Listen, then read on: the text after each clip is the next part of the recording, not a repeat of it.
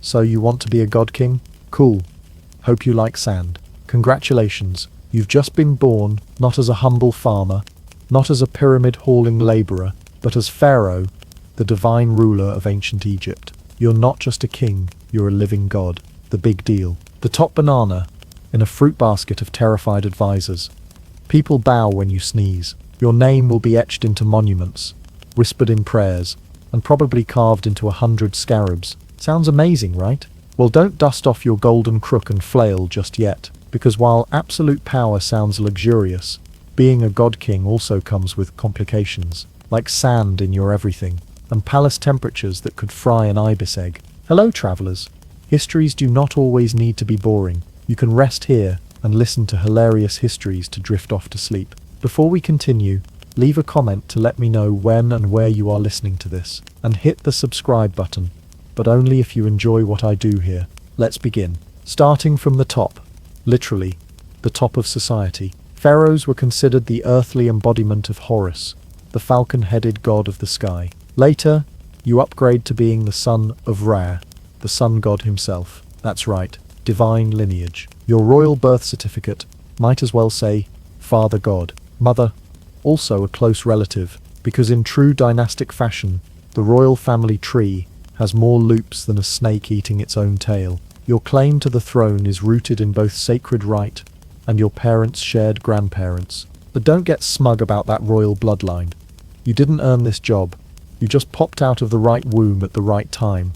Your dad was Pharaoh because his dad was Pharaoh, and now it's your turn to wake up at dawn, get painted in gold, and make national decisions before breakfast. Speaking of breakfast, forget omelets and espresso. You're up before the sun god himself, shuffling around your vast stone palace, which, to be clear, has zero insulation. It's built for intimidation, not comfort. Your options are heat stroke or mosquito swarm. Imagine waking up drenched in sweat before even stepping outside, your linen sheets already sticking to your royal thighs. Now, let's talk climate. Egypt isn't exactly breezy. The sun, relentless. The sand, everywhere. It's in your sandals, your bed, your ceremonial wig.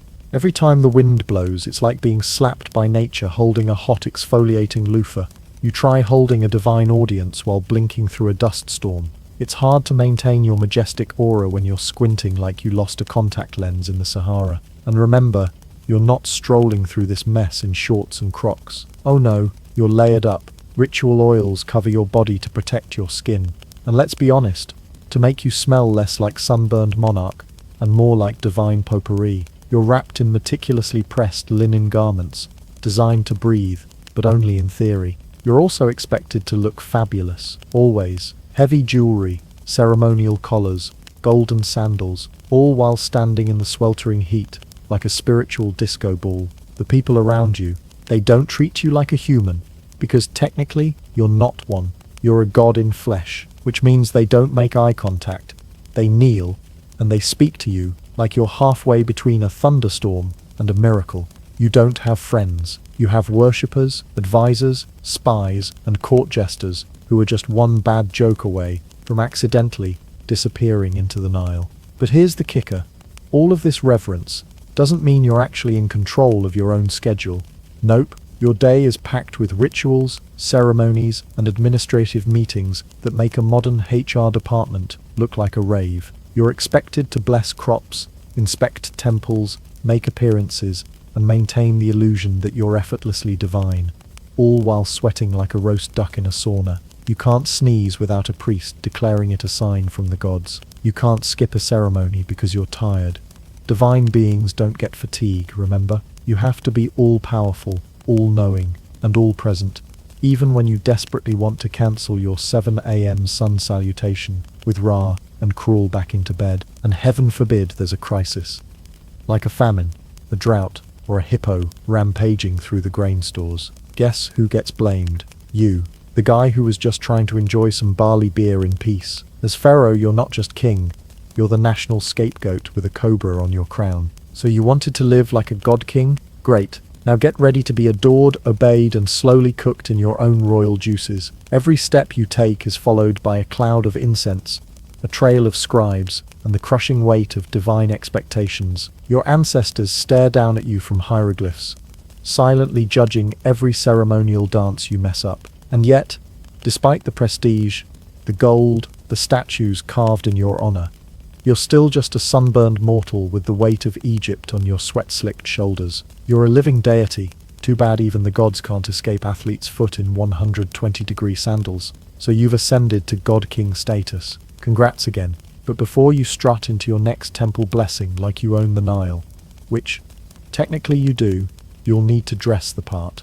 After all, no one's going to take you seriously as the living Horus if you show up in wrinkled linen and sandals from last dynasty's catalogue. Let's talk the look. The iconic pharaoh ensemble you've seen carved into every wall, statue, and overly ambitious high school history project. Gold jewelry, cobra-topped crowns, eyeliner that could cut glass. The aesthetic is divine power meets desert rave.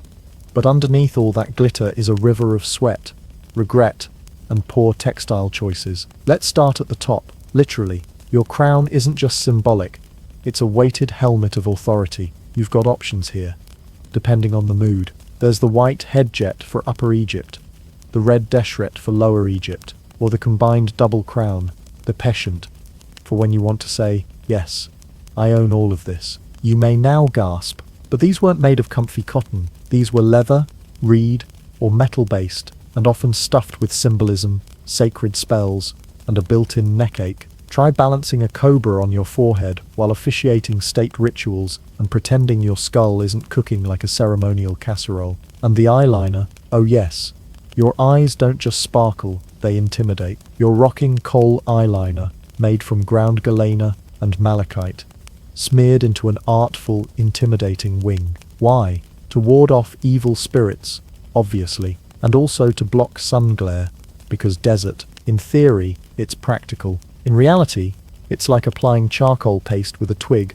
while praying you don't sneeze and accidentally summon a storm god. Moving on to your torso, because if you're going to be a divine icon, your chest needs to blind everyone within a 10-foot radius. Golden pectorals, beaded collars, shimmering amulets, all dangling from your shoulders like a cursed chandelier. The symbolism is rich. Scarabs for rebirth, ankhs for life, and falcons for power. But after an hour under the Egyptian sun, all that metal turns your body into a walking stovetop. You'll smell like sage and scorched chest hair by midday. And yes, you do wear a kilt. More of a short linen wrap skirt, tied artfully at the waist. This is ancient Egypt's idea of air conditioning. Spoiler alert, it doesn't work. It's like walking around with a napkin on your hips and calling it ventilation. You're constantly adjusting it, lest a gust of desert wind turns your royal procession into a wardrobe malfunction. Fun fact, some pharaohs preferred the pleated variety for extra flair, because nothing says wielder of cosmic order like ironing your battle skirt. Shoes? Optional, but when worn, they're usually sandals made of papyrus or palm fibers. Sounds relaxing? Imagine flip-flops that disintegrate on hot stone roads and let scorpions crawl through. You're royalty, sure, but the ground doesn't care. The sacred dust of Egypt gets between your toes and stays there like a curse. Now let's talk about body maintenance. You think being a pharaoh is all posing and pontificating. Think again. You're expected to be the epitome of cleanliness, because gods aren't supposed to smell like livestock and fear. This means daily baths in sacred oils, full body shaving, yes, everything, and generous applications of perfume made from myrrh, cinnamon, lotus, and whatever else your palace could distill into liquid incense. In theory, it sounds like spa day. In practice, it's mandatory hygiene theatre, because your palace, grand as it is, smells like hot limestone, incense, livestock, and at least 3 anxious scribes who haven't slept since last harvest. You don't get to skip a bath, even if your schedule is packed with crocodile blessings and grain tax hearings. Your attendants will drag you, oiled and pouting, into the cleansing chambers before you get anywhere near the public eye. And shaving? That's not for comfort. It's about purity. Hair was considered unclean, so you're expected to remove all of it. Even the majestic beard you see on statues. Fake. A ceremonial beard, strapped on with thread. Nothing screams alpha deity like gluing a chin wig to your freshly waxed jaw. You're also wearing scent, like armor. Layers upon layers of oils, scented pastes, and incense powder. By the time you've finished your grooming, Your armpits smell like a high-end apothecary, your feet like sacred myrrh, and your soul like exhaustion, all just to sit through 5 hours of temple music, while priests chant your name and sprinkle lotus petals you're allergic to. And here's the final irony: you're flexing gold bracelets worth a kingdom, and using them to swat flies off your royal armpits. Because despite your divine status, your VIP lifestyle doesn't include mosquito nets or modern deodorant. You are a glistening symbol of cosmic order and sweat equity, shimmering under the unforgiving sun like a bedazzled baked potato. So yes, you look like a god, you walk like one, you shimmer like one. But the next time you admire a pharaoh's regalia, remember, behind that golden glare is a man desperately trying not to pass out from heatstroke while holding in a sneeze. You're flexing gold bracelets worth a kingdom, and using them to swat flies off your royal armpits. So you're a pharaoh, you've got gold jewelry, a personal god complex, and enough priests to form a mid-sized orchestra. Naturally, the next item on your to-do list, right after declare yourself the son of Ra and don't die of dehydration in your eyeliner, is to plan your death. More specifically, to plan what happens after your death. And let's just say, you go big. Welcome to ancient Egypt's most iconic architectural obsession, the pyramid. You may think of pyramids as majestic marvels of human ingenuity, geometric wonders that kiss the sky. But to you, Pharaoh Fabulous, it's basically an ancient version of flexing on your enemies from beyond the grave. You're building the world's biggest do not disturb sign, shaped like a triangle. This isn't some backyard burial plot. No, sir. This is the ultimate eternal condo. Your own private mountain of limestone, stocked with golden furniture, sacred snacks, and enough religious inscriptions to confuse the gods themselves. And while you're alive, your entire reign is just one massive construction project. Forget domestic policy. You've got blueprints to approve and 2 architects to micromanage. And here's the kicker: it takes decades, like 30 years or more. While other monarchs might build cities, libraries, or at least get a halfway decent canal system going, you spend your precious god-king years building your tomb. An extremely photogenic tomb, sure, but still. Imagine running a nation, managing floods, keeping rival nobles from stabbing each other, and also supervising 2.3 million limestone blocks being stacked like some celestial Lego set. Because heaven forbid, your corpse sleeps somewhere bland. Now, do you lift a single finger in this process? Of course not. You're a deity, not a foreman. The heavy lifting is done by volunteers, which in ancient government speak means peasants, labourers, stone haulers, rope pullers, and the occasional goat. And no, these people aren't paid in gold. They're paid in bread, beer, and the thrilling knowledge that they're helping build their king's death triangle. Lucky them. Don't worry though, it's not all misery. The pyramid construction crews lived in worker villages with actual amenities for the time, like bakeries, breweries, and maybe a communal scream into the sandpit. Archaeologists even found evidence of medical care and meat rations. So basically, the pharaoh's tomb builders were ancient Egypt's version of a government job with dental. Dental being someone will maybe check your teeth before they fall out. Meanwhile, you're up in the palace, deciding whether your burial chamber should include 5 gold sarcophagi or just 3, because you're not a show-off. But building a pyramid isn't just stacking rocks, it's symbolic. The pyramid is a stairway to the afterlife, a cosmic ramp for your soul to ascend to the heavens and chill with the gods. Every stone laid is a step closer to immortality. Also, it's a passive-aggressive way to say, yes, I ruled the Nile, and I left behind a giant triangle you can see from space. And the security? Oh, let's talk about that. You don't just lock the front door and call it a day. No, you booby-trap that sucker. Hidden passageways, false doors, cursed inscriptions, maybe a snake pit or 2. You make Indiana Jones look like an amateur. After all, the tomb needs to protect you, and all the treasures you're taking with you, because clearly, you'll need your gold toothbrush in the afterlife. So what do you stuff inside this mega mausoleum? Everything. Thrones, chariots, statues of your enemies, so you can boss them around in death. Jars filled with your organs, fun, and scrolls to tell the gods how awesome you were. Basically, your tomb is the world's most elaborate man cave, except with more jackal-headed statues and fewer beanbag chairs. But here's where the cosmic joke sets in. You dedicate 3 decades to this grand pyramid. It consumes your reign, your resources, and thousands of workers' lifetimes. It is the literal peak of your legacy. And then, somewhere down the line, Steve the grave robber shows up. Probably barefoot, definitely broke, armed with nothing but a torch and a crowbar. Steve kicks down your sacred door, looks around at your shiny funeral bling, and says, "Nice, I'll take all of it." Despite all your traps and spells and angry jackal art, grave robbing becomes a national pastime, and it doesn't take centuries. Some tombs were looted within a generation. You get buried with priceless artifacts, and then someone's nephew steals your golden chamber pot to pay off a goat debt. Oh, and your sacred body, mummified, wrapped in resin-soaked linen, entombed in royal splendor, dug up, unwrapped, and sold to Victorian tourists a few thousand years later, like a morbid party trick. So much for eternity. But hey, at least your pyramid's still standing, and tourists love it. They fly from all over the world just to stand under the sun and take sweaty selfies with your tomb, completely unaware that the guy inside spent 30 years hoping this would impress Ray and keep his liver in good shape for the next world. So go ahead, keep building your majestic afterlife triangle. Just know, it's going to become the most expensive storage unit in human history. You dedicate 30 years to a tomb bigger than a mall, only for Steve the grave robber to kick down the door 100 years later, looking for your bling. Congratulations again. Great Pharaoh, you're the living Horus, the divine ruler of Egypt, the beacon of balance in the universe. You also now have to approve next week's barley distribution schedule, sign off on 20 new temple renovations, and mediate a property line dispute between two farmers arguing over a cow. Because in ancient Egypt, being a god on earth doesn't get you out of the paperwork. It gets you all of the paperwork.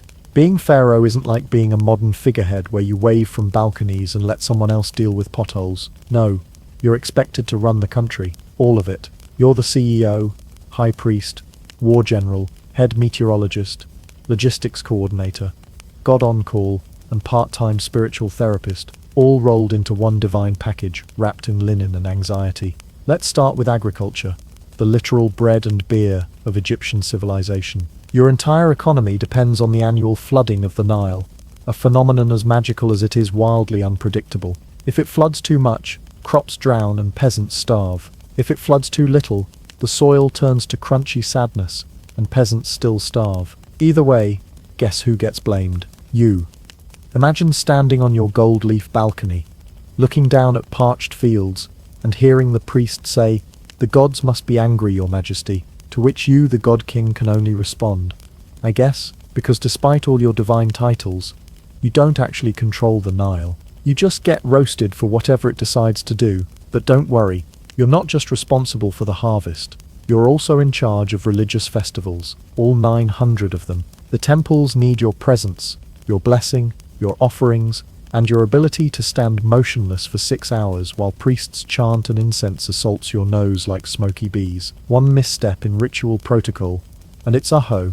Pharaoh botched the festival of the cow goddess, and suddenly a village thinks they're cursed because their granary door squeaked weird. Oh, and speaking of temples, you have to fund them. Temple expansions, priest salaries, golden idols, scented oils, backup sacred cats. All of this comes out of your state budget, and guess who balances that budget? You. Cue the tax scrolls. Your scribes bring you armfuls of papyrus, detailing how many goats Upper Egypt owes in taxes this quarter. You thought being divine meant floating above such matters. Wrong. You are knee-deep in goat math. Try explaining to a district governor why his grain shipment is 2 amphorae short, when you're also trying to bless a statue and consult with the army about Nubian raiders. And then there's trade. Egypt trades with everyone. The Levant, Punt, Nubia, possibly Atlantis if the paperwork is to be believed. Your job is to make sure those trade routes are safe and functioning. That means organizing diplomatic missions, negotiating for exotic goods like incense and cedar wood, and making sure no one's smuggling in counterfeit eyeliner.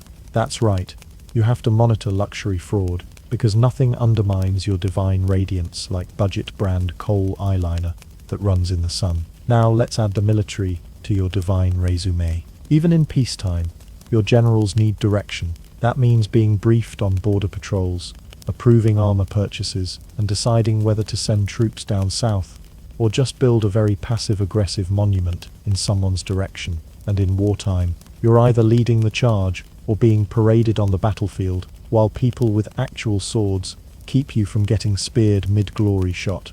But perhaps the most exhausting task of all is weather forecasting. Yes, Pharaoh, you are expected to predict, and ideally influence, the weather. If the sun doesn't shine enough for a successful harvest, it's because you didn't pray hard enough to Ra. If it shines too much, it's because you annoyed Ra with your latest tax policy. Thunderstorm ruins a temple. Divine punishment. Locusts show up. Your fault. A weird fog makes people nervous. You better call a priest, burn some incense, and convince everyone it's just the gods showing affection in an extremely creepy way. And through all of this, you must maintain your divine aura.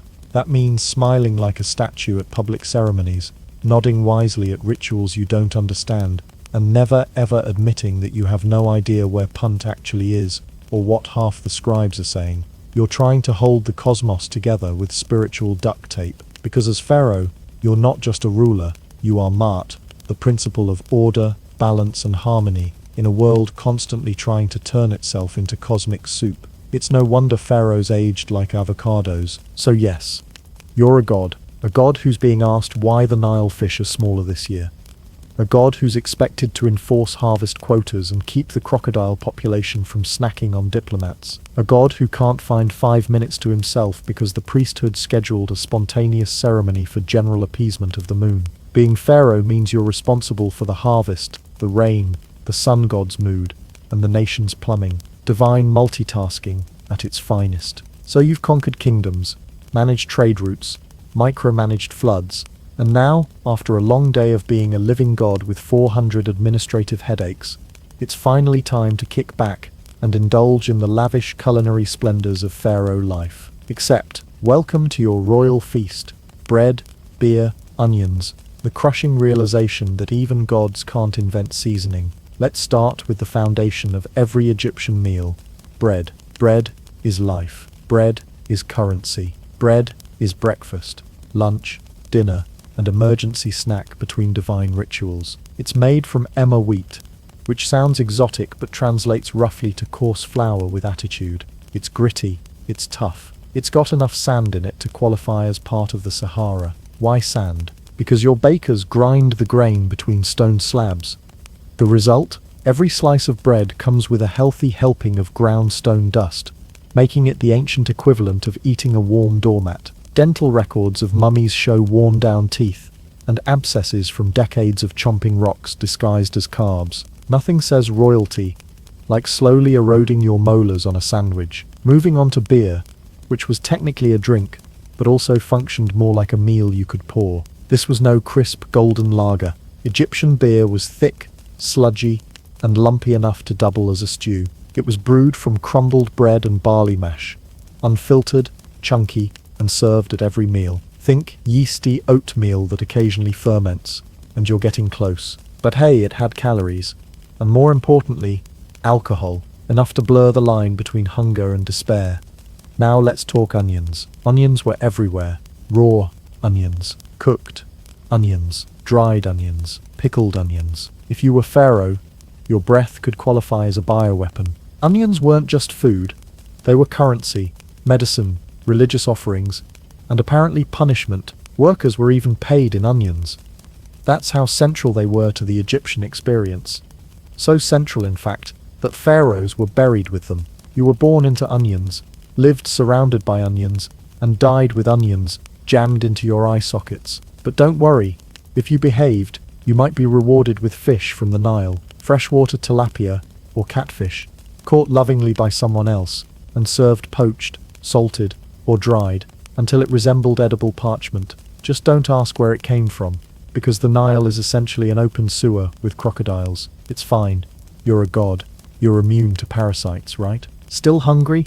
Let's look at the luxury items. You might occasionally get honey, if the beekeepers haven't all been stung into retirement, or figs, which are delicious, unless they've been sitting in the sun for 3 days on a golden platter. Dates, lentils, chickpeas, occasionally, but don't get your hopes up. Most of the special foods go to the temples where the gods definitely don't eat them, but somehow the priests get fatter.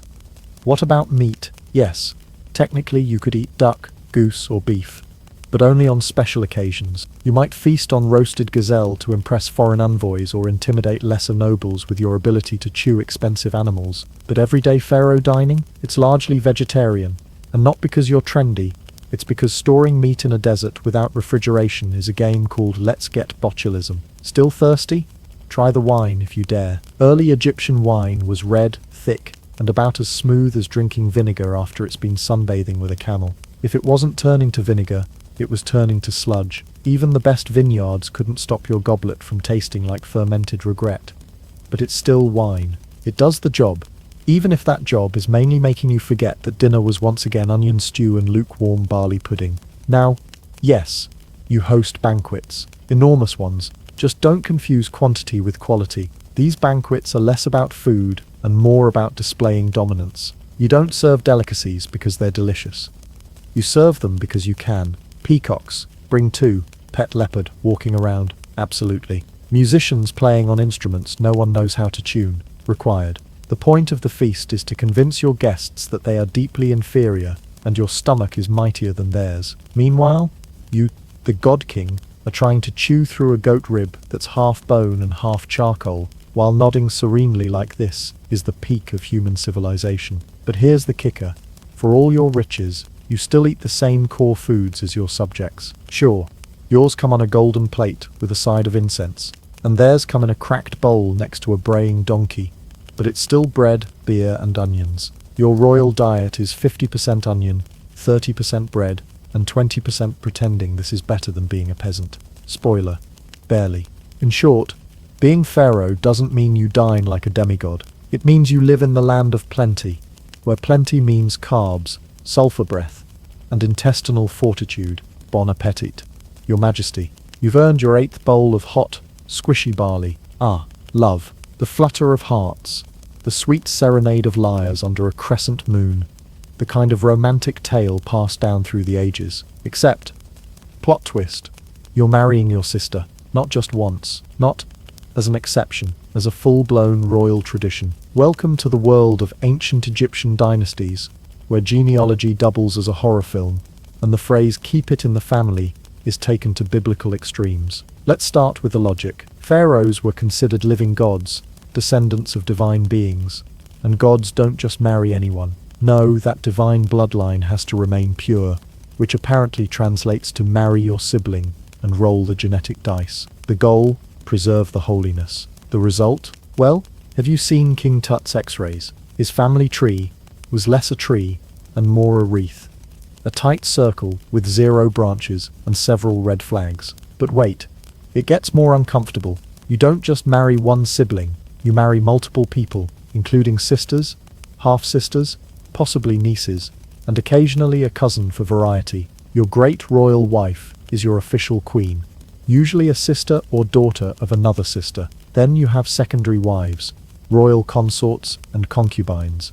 Enough women to start your own awkwardly tense sorority. Some were political tools, others strategic alliances, and some were probably just incredibly unlucky. And when it came to foreign princesses, pharaohs were surprisingly pragmatic. While they wouldn't send their own royal daughters to marry foreign kings, too precious apparently, they had no problem accepting princesses from Babylon, Hatti, or Mitanni into the royal harem like Pokemon cards. Gotta collect them all. These princesses often came with dowries, exotic food, luxury goods, and armies of servants, all in exchange for the diplomatic equivalent of "please don't invade us." Romantic? Hardly, but efficient? You bet. Nothing says peace treaty like marrying your newest political opponent's teenage daughter. Now let's talk children, and you will have many. You'll sire kids like the Nile floods its banks, regularly, and with widespread consequences. Pharaohs were often the fathers of dozens of children, scattered across wives,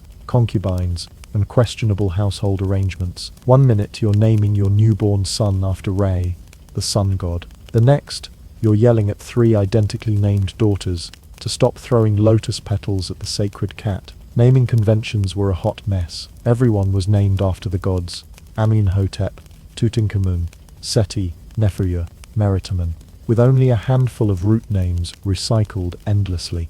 You could have a daughter, a sister, and a second cousin, all named Neferu, and just hoped the right one answered when you yelled across the temple. Family dinners sounded like roll call at a sun cult meeting. Now, tracking this vast, overlapping royal web, good luck. Egyptian dynasties are a genealogist's worst fever dream. One dynasty blends into another, with overlapping timelines, disputed heirs, and throne-grabbing uncles who suddenly remember they were semi-divine. The family tree isn't a tree, it's a knotted clump of hieroglyphs, footnotes, and surprise paternity claims. Let's take the Ptolemies, the final dynasty, brought in by Alexander the Great and ruled by Greeks, pretending to be Egyptian. By the time Cleopatra Veshan shows up, yes, there were 6 before her, they had 10 generations of sibling marriages, some of which were double-stacked with uncle-niece pairings. They were so deep in the incest pool, they needed a lifeguard. Cleopatra herself married both her brothers,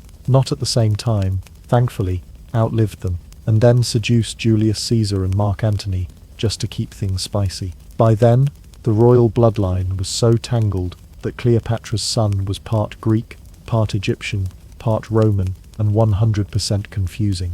But what happens when too many heirs exist? Intrigue? Jealousy. A Game of Thrones.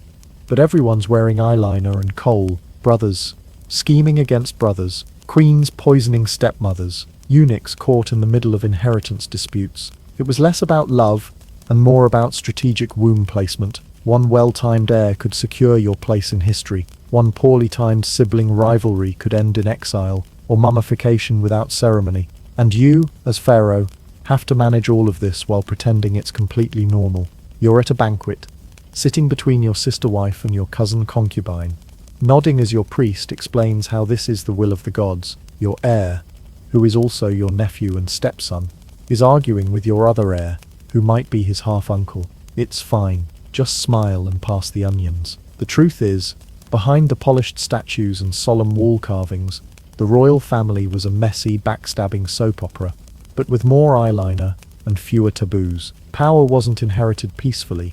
It was wrestled, traded, sabotaged, and occasionally solved with a snake bite. So yes, your wife is your sister, your concubine is your cousin, and your next heir is technically your nephew. Royal bloodlines, sponsored by confusion, held together by propaganda, and somehow still considered divine. Love in ancient Egypt, it's less eternal romance and more eternal headache in a linen tunic. So you've finally done it. You ruled an empire, wore enough gold to blind Ra himself, survived sibling spouse politics, managed the flood cycles, and somehow didn't die of boredom from eating your millionth onion-based meal. And now, you're dead. Congratulations. But don't relax just yet, because the real work is just beginning. Welcome to the Egyptian afterlife, a 70-level obstacle course for your soul, complete with puzzles, monster encounters, emotional baggage assessments, and bureaucratic paperwork written in hieroglyphs. Think of it as Heaven's Got Talent, where the grand prize is eternal peace, and the penalty for failure is being devoured by a horrifying cosmic beast with identity issues. First, let's talk preparation. Ancient Egyptians weren't casual about death. No rest in peace sentiment here. It was more like spend your entire life prepping for your ultimate cosmic job interview. Your tomb isn't just a hole in the ground. It's a pyramid-sized resume packed with treasure, scrolls, symbolic food, gilded furniture, and that weird model of you sitting on a throne in case your soul forgets what you look like. And that's just the decor. You also need a team of priests, trained to chant your name, list your achievements, and basically act as your celestial hype squad if they mess up a syllable during your funeral rites. Oops, that's one more test you fail in the afterlife. Hope you weren't emotionally attached to your soul. And let's not forget the main event, mummification, a delightful 70-day ritual that involves drying out your body, wrapping it like a burrito, and oh yes, yanking your brain out through your nose with a metal hook. The liver, lungs, intestines, and stomach all get pulled out too, dried and lovingly packed into jars guarded by gods with animal heads. It's part spiritual cleansing, part interior decorating. You're not just being preserved, you're being transformed into a relic with instructions. Every amulet, every layer of linen, every smear of resin is meant to say, this person was important, please don't smite them in the field of reeds. Some pharaohs were buried with books of spells, like cheat codes for the afterlife. Others, with full-scale boats, so they could cruise the heavens in style. Nothing says, "I'm dead, but still fabulous," like a golden yacht parked in your tomb. Now the moment your soul leaves your body, it starts the journey through Duat, the Egyptian underworld. Think dark rivers, talking gates, trial rooms, and more god animals than a mythological zoo. You'll be questioned, judged, and interrogated by divine beings who frankly don't care that you once ruled an empire. The pièce de résistance, the weighing of the heart. Your heart, considered the seat of your emotions, morality, and memory, is placed on a golden scale opposite the feather of Maat, goddess of truth and balance. If your heart is light, congratulations, you were a decent human being. Welcome to the eternal paradise of the Field of Reeds, a divine version of Nile-side retirement. But if your heart is heavy, maybe from lies, bad vibes, or tax fraud, you don't get a second chance. No appeals, no papyrus paperwork. You get eaten by Amit, a part crocodile, part lion, part hippo beast, who exists solely to snack on the unworthy. You're not just dead, you're erased, like you never existed. It's like spiritual perma-delete. Let's just recap. Build a monument bigger than your palace. Fund decades of priestly rituals. Get embalmed like a prize ham. Include everything from spare clothes to board games in your tomb. Hope your heart doesn't get judged by a cosmic bird-headed accountant, all just to enter the afterlife. And you thought modern college applications were stressful, but it doesn't end there. Even if you pass the tests, you have to navigate an eternity of spiritual maintenance. The dead still need offerings. Food, incense, prayers. That's why you hired a crew of living priests to keep your legacy going. If your cult dies out, if your temple gets knocked over by time or war, well, you better hope someone remembered to leave extra bread in your tomb. This wasn't just superstition. This was a full-blown spiritual ecosystem. Tomb robbers weren't just looting. They were destroying your eternity. A stolen amulet wasn't lost jewelry. It was like yanking your soul's charger out of the wall. The wrong chance skipped. That's a soft lock. You might be stuck in limbo because Dave the temple intern forgot to feed your ghost statue.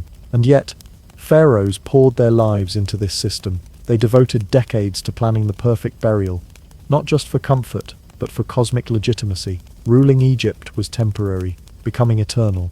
Now that was the real goal. So yes, you wore gold every day, commanded armies, built monuments that still baffle modern architects, and your eternal fate comes down to whether your heart is lighter than a feather. One act of kindness could save you. One petty insult to your gardener. Say hello to Amit. In short, death wasn't the end.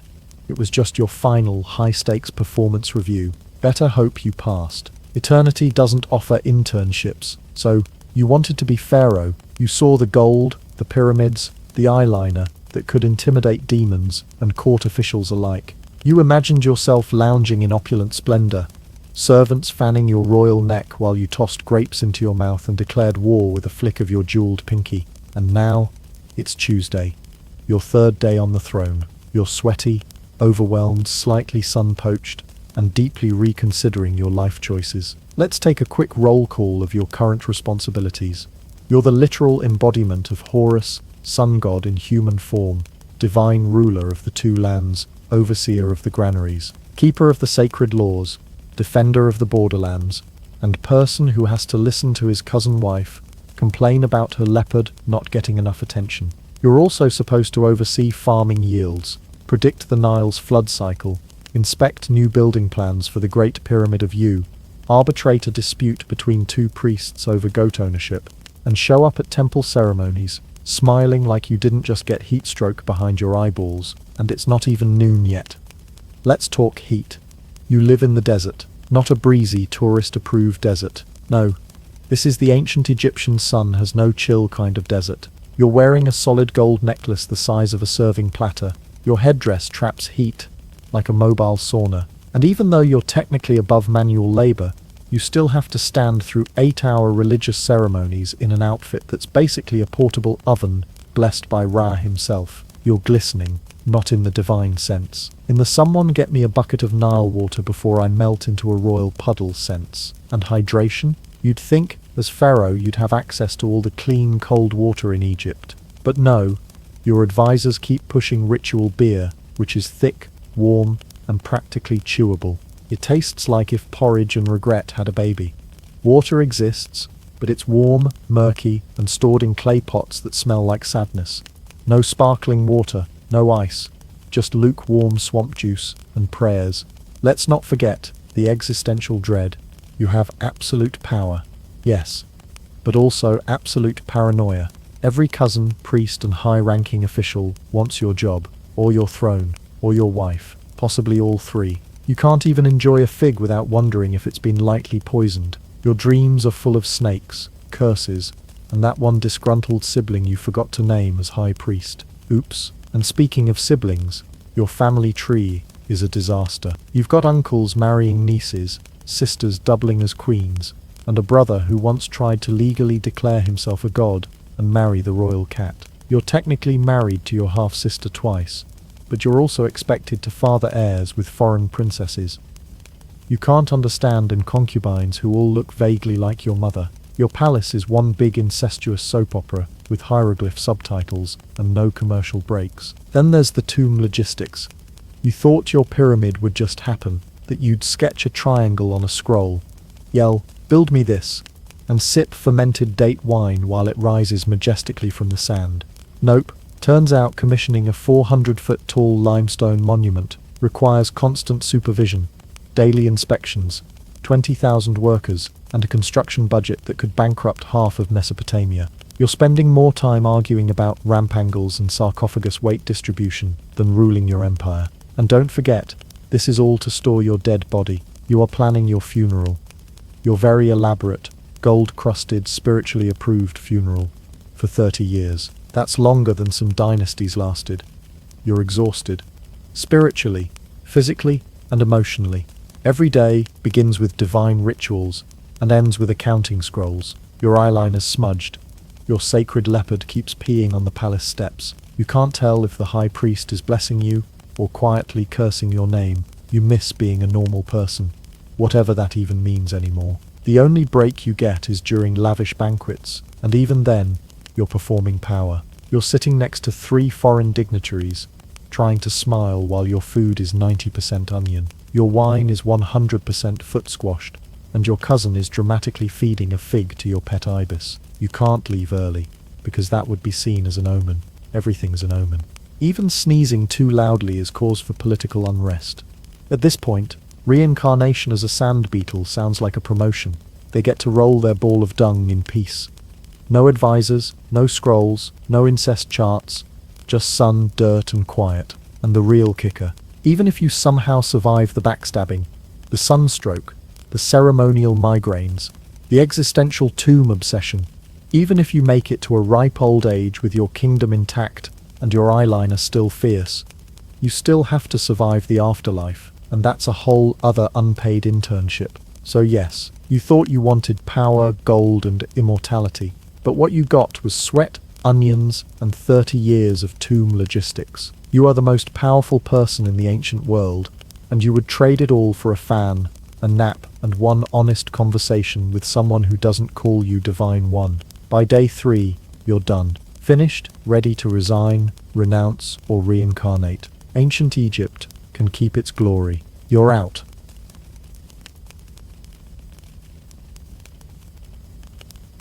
Imagine you're a hunter-gatherer 40,000 years ago. You're crouched in the brush, spear in hand, heart pounding.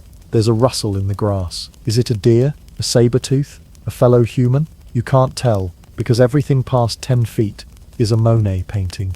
In prehistoric times, your eyesight wasn't just a convenience. It was the difference between eating dinner and becoming dinner. If you couldn't see well, your role in the tribe quickly shifted from fearless hunter to tent stabilizer, or person who points at clouds. Evolution was not subtle about its preferences. Clear vision meant survival. Bad eyesight, on the other hand, meant you either died early or became the village storyteller, mostly because you weren't trusted with anything sharp. Fast forward to ancient civilizations, where written records started showing up, and so did blurry letters. Take Homer, the legendary Greek poet who wrote the Iliad and Odyssey. Scholars have speculated he might have been blind or nearsighted, or both. Either way, He told epic stories of battles and gods, while probably trying to guess how many fingers he was holding up. Back then, poor eyesight wasn't understood scientifically. There was no 2020's vision test. No optometrist near me to Google. If you couldn't see well, the explanation was spiritual, philosophical, or just plain rude. Maybe you angered a god. Maybe your soul was out of alignment. Maybe you stared at the sun too long trying to impress someone. Ancient diagnoses ranged from divine punishment to "you're just weird." So what did people actually do when their vision failed them? Some squinted dramatically. Others leaned in so close to read or carve something that they may as well have been trying to kiss it. Many simply gave up on reading entirely. In ancient China, if you couldn't paint calligraphy, you took up poetry. In Greece, if your vision was poor, you might become a philosopher. Not because you were wise, but because you couldn't find the door. But humans are nothing if not inventive. The first real attempts at magnification came not from glasses, but from a curiosity about how light behaves. In ancient Egypt, artisans noticed that looking through certain types of polished crystals or convex glass distorted, and sometimes magnified, what they saw. These weren't prescription lenses, more like ancient lava lamps you stared through and said, "Huh, neat." By the 1st century AD, Roman philosopher Seneca reportedly used a glass bowl filled with water to magnify text. He may have invented the world's first fishbowl reading lamp. Impractical, but creative. Reading by sticking your face into a bowl. Hey, it was either that or asking your neighbor to hold the papyrus closer. Meanwhile, in the Islamic Golden Age, scientists were actually doing the hard math. Ibn al-Haytham, known in the West as Al-Hazan, was one of the first thinkers to treat vision as a scientific problem, not a mystical curse. In the 10th century, he wrote Book of Optics, where he explained how light bounces off objects, enters the eye, and gets interpreted by the brain. Radical stuff, especially in a time when most people still thought vision came out of your eyes like laser beams. Nope. Sorry, Plato. One of the first physical tools to help people see better was the reading stone, a chunk of glass or crystal, hemispherical in shape, placed directly on a page to enlarge letters. Think of it as the prehistoric version of a magnifying app on your grandma's iPad. These appeared around the 9th century and were popular among scholars, monks, and anyone who didn't want to misread a sacred text and accidentally rewrite the Bible into a recipe for soup. But keep in mind, all these early innovations were stationary. You couldn't wear a reading stone. You couldn't go on a medieval Tinder date with a bowl of water hanging from your nose. These weren't portable solutions. If you were farsighted and mobile, you were out of luck, still squinting your way through life like a mole in a sunbeam. For most of human history, having poor eyesight was something you just endured. There were no self-help books titled How to Manifest 2020's Vision, no magical healing salves. Though let's be honest, someone probably tried snake oil or bat eyeballs just to be sure. Until the invention of wearable lenses, most people with vision problems just stumbled through life, occasionally walking into furniture, deeply misidentifying strangers, and nodding along to readings they couldn't see. But even if the world was blurry, the idea was beginning to come into focus. Humans could, maybe one day, hack vision. The groundwork was laid. All it would take now was a few tinkerers, some Italian monks, and a whole lot of trial and error involving noses. Picture this. It's the late 1200s. Somewhere in a dimly lit stone monastery in Italy, a monk is hunched over a manuscript, squinting so hard he's practically trying to inhale the ink. He's copying the words of St. Augustine. But with every passing hour, the text blurs into something that looks suspiciously like pasta instructions. It's not divine inspiration, just bad eyesight. Welcome to the birthplace of spectacles, somewhere between prayer, fasting, and copying Bibles, until their hands fell off. Medieval monks stumbled into one of the greatest human inventions, wearable lenses, around 1280, in the intellectual hotbeds of Florence and Venice. Someone, likely a Dominican friar with a receding hairline and receding vision, decided that constantly guessing Latin words was no longer a viable career plan, and thus, the first spectacles were born. Now let's be clear, the term invented is a bit generous here. These weren't instantly perfected items of eye-correcting glory. No one was launching an Etsy shop or designing trendy tortoiseshell frames. The first eyeglasses were two convex lenses, mounted in a crude frame, usually made of wood, bone, leather, or metal, and either balanced precariously on the nose or held in front of the eyes, like you were permanently about to say, "Ta-da!" These early models were affectionately nicknamed rivet spectacles. Why? Because the two lenses were literally riveted together at the center, like a medieval version of those cheap sunglasses you get from a gas station. There were no arms, no ear hooks, no real stability, just pure medieval optimism, and a nose willing to do some heavy lifting. And who were these early users? Mostly monks, scribes and scholars, the tiny intellectual elite of Europe. These weren't for everyday shepherds or cobblers. No, these were custom-made tools for people who spent 12 hours a day copying scripture by hand, and probably needed both glasses and a chiropractor by age 30. In Venice, a city that already had a booming glass industry thanks to nearby Murano, glassmakers began shaping quartz and polished crystal into convex lenses. These weren't industrial lenses yet.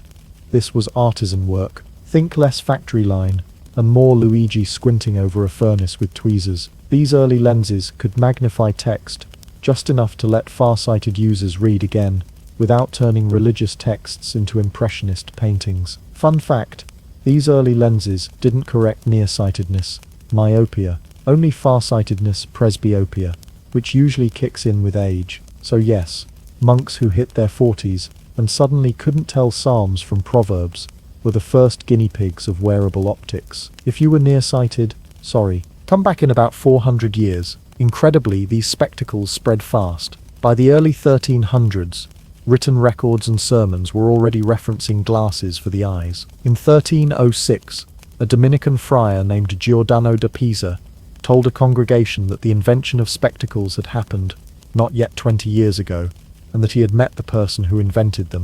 He did not, unfortunately, give us the inventor's name, because why preserve helpful details when you can just throw that information into the abyss of history? Still, the rise of spectacles was quietly revolutionary. With just a couple of curved glass pieces, scholars could extend their reading and writing careers by decades. Accuracy in copying texts improved. Knowledge, once limited by biology, became less tied to the sharpness of your eyeballs and more to the availability of lunch breaks. This also marks a turning point in the democratization of intellect. If, and it's a big if, you had money or were cloistered in a monastery. Spectacles weren't mass-produced, they were artisan items, expensive, exclusive. You didn't just stroll into a medieval Walgreens and pick a pair off the rack. If you were a peasant with bad eyesight, your best bet was to marry a literate monk and hope for a second-hand lens. Even their early construction tells a story. The rivet design meant you had to pinch the frame or balance it just so. No temples, no hinges. If your nose was too flat or too bumpy, tough luck. Medieval eyewear was for a very specific kind of face, long-suffering, pious, and ideally shaped like a small shelf. It's also worth noting how quietly subversive these early spectacles were. By extending the working lives of monks and scribes, glasses helped keep religious texts accurate, laws legible, and scientific documents preserved. Without them, we might have lost entire libraries to the creeping chaos of blurry transcription. One misread semicolon, and suddenly eternal salvation is eternal salivation. So while they weren't flashy, sexy, or ergonomic, these first spectacles kicked off a whole new way of thinking, that human frailty, in this case, bad vision, didn't have to be a death sentence for productivity. It could be fixed, or at least propped up on your nose. And so, thanks to some tired-eyed monks and a few visionary Venetians, humanity took its first squinting step towards seeing clearly. The age of blurry manuscripts was beginning to end, and the age of slightly less blurry manuscripts had begun. If you were rocking a pair of glasses in medieval Europe, congratulations, you were not only literate, but also broadcasting to the world that your eyeballs had betrayed you, and that you had the coin to fix it. Let's set the scene. It's the 14th century. The average peasant is still figuring out how to read the side of a cow, and meanwhile, you're in your study, candles flickering, squinting down at some Latin text, while balancing what looks like tiny glass pancakes on your nose. That wasn't just reading, it was prestige performance art. In this age, spectacles were luxury tools, expensive, rare, and borderline mythical for most people. Only a sliver of society could read at all, and an even smaller sliver could afford to keep doing it. after their vision started giving up halfway through the Psalms. If you had a pair of reading glasses, it was like flashing your Rolex at a medieval dinner party, except instead of telling time, you were signaling that you could read without going cross-eyed. And while today, glasses can be bought in bulk or ordered online with blue light filters and hipster frames, back then, getting a pair required a network of artisans, scholars, and probably a few blessings from a local saint. They weren't made in your village. They were imported, carefully crafted by early lens grinders and frame makers in Italian cities like Venice, and they were stored like sacred relics. Now let's talk literacy and class. A match made in ink-stained heaven. The literacy rate in medieval Europe was, shall we say, laughably tragic. Most commoners couldn't read their own names, and the closest they got to literature was interpreting the grumpy face of their landlord. Meanwhile, glasses became visual proof that you weren't just part of the elite, you were drenched in books, possibly even writing them. Owning spectacles was like saying, I've read Aristotle twice, and I'd like you to know it without me having to say a word. It was an intellectual flex, the medieval equivalent of name-dropping Socrates at a dinner party. But instead of being obnoxious, it just meant you were visibly old, visibly wise, and very visibly struggling to keep those lenses from falling off your nose. Speaking of which, let's address the tragic elephant in the room. How did they stay on your face? They didn't. Not well, anyway. These early spectacles came with no temples, no hinges, no adjustable bits. They were designed with all the ergonomic awareness of a rock. If you had a particularly defined nose bridge, congratulations, you were blessed by the eyewear gods. If not, you were in for a lot of sliding, pinching, and, quite possibly, swearing in Latin. People developed strange habits to deal with this. Some held their glasses in one hand while reading, turning the page with the other, because who needs circulation in their fingers, right? Others resorted to tying strings around their heads to secure the frame, a look that said, I'm scholarly, and also halfway through constructing a trebuchet. It worked, technically, but stylish, not unless you were really into 12th century hostage chic. Now it's important to remember that these glasses were for reading only. The idea of correcting your vision for anything beyond arm's length. Science hadn't caught up to that level of sorcery yet. So if your problem was distance vision, like seeing who was waving at you from across the monastery garden, you were still out of luck. Just wave back and hope it wasn't the bishop or the goat. The lenses used in medieval spectacles were convex only, meaning they were great for presbyopia, that lovely condition where sometime in your 40s, your eyes betray you and decide close-up work is no longer on the agenda. But for myopia, or nearsightedness, nope, that correction wouldn't show up for a few hundred more years. So if you couldn't see far away, you simply learned to walk with caution and hope that blurry shape wasn't a guard, a bear, or your overly emotional cousin. Still, even with all their design flaws and lack of versatility, spectacles were cherished. They were passed down like heirlooms. They were kept in ornate cases, locked in chests, and cleaned with care, or occasionally, the edge of someone's tunic. People guarded their spectacles the way modern folks guard their passwords, except these could literally be the difference between interpreting scripture or mistaking it for soup recipes. It wasn't just the elite who noticed their value. As glassmakers became more skilled, and the idea of optics filtered through universities and monasteries, small-scale production began to bubble. Towns like Nuremberg and Florence saw early efforts at crafting affordable lenses, though affordable was still relative, unless you had church sponsorship, noble blood, or a very understanding employer. By the late 1400s, spectacles were just starting to reach the fringes of the upper middle classes, wealthy merchants, lawyers and ambitious apprentices, hoping to survive a few more years of fine print. In short, medieval glasses were not just a tool, they were a symbol of knowledge, privilege, and the quiet desperation of trying to keep them from falling into your soup mid-sentence. They didn't just help you see the world, they told the world you were worth seeing. Welcome to the Renaissance, where humans rediscovered math, anatomy, and the shocking realization that maybe you don't have to live life constantly misreading your own mail. It was a time of bold ideas, bold art, and slightly less bold fashion choices for eyewear. But hey, at least things were getting clearer. With the Renaissance came a booming curiosity about the human body, the natural world, and how to stop mistaking your neighbor for a tree after sundown. This was the age when optics shifted from obscure monk business to mainstream nerd chic. Thanks to advancements in lens grinding, glasses started improving not just in quantity but in quality. The days of squinting through glorified fishbowls were slowly giving way to actual functionality. Lens makers, especially those in Venice, Florence, and later Nuremberg, began experimenting with more refined methods of shaping glass. Instead of simply polishing natural crystal and hoping it sort of magnified something, they began to intentionally shape lenses, using concave and convex curves to bend light in ways that could genuinely correct human vision. And here's where things got exciting.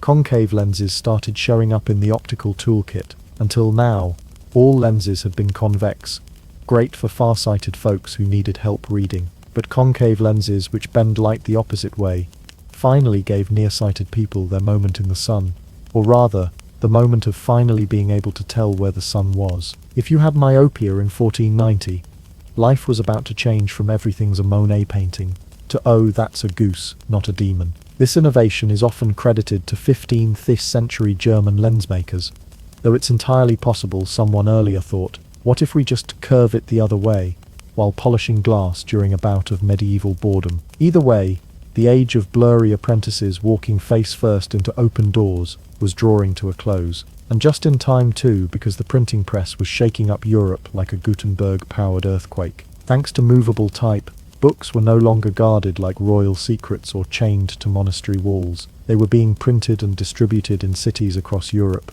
And for the first time, regular people could own a book without also owning a monastery. Literacy soared, and with it, the demand for spectacles exploded. Because nothing reminds you that your eyes are aging like trying to read a page full of tiny black letters after dinner. Suddenly, eyewear wasn't just a monk's tool, it was in demand by merchants, lawyers, artists, and every literate human whose eyes were now doing daily overtime. Books became common in households, and so did that delightful moment when you realize the letter S might also be an F, depending on how tired your eyes are. This also meant that eyeglasses had to evolve in style, comfort, and availability.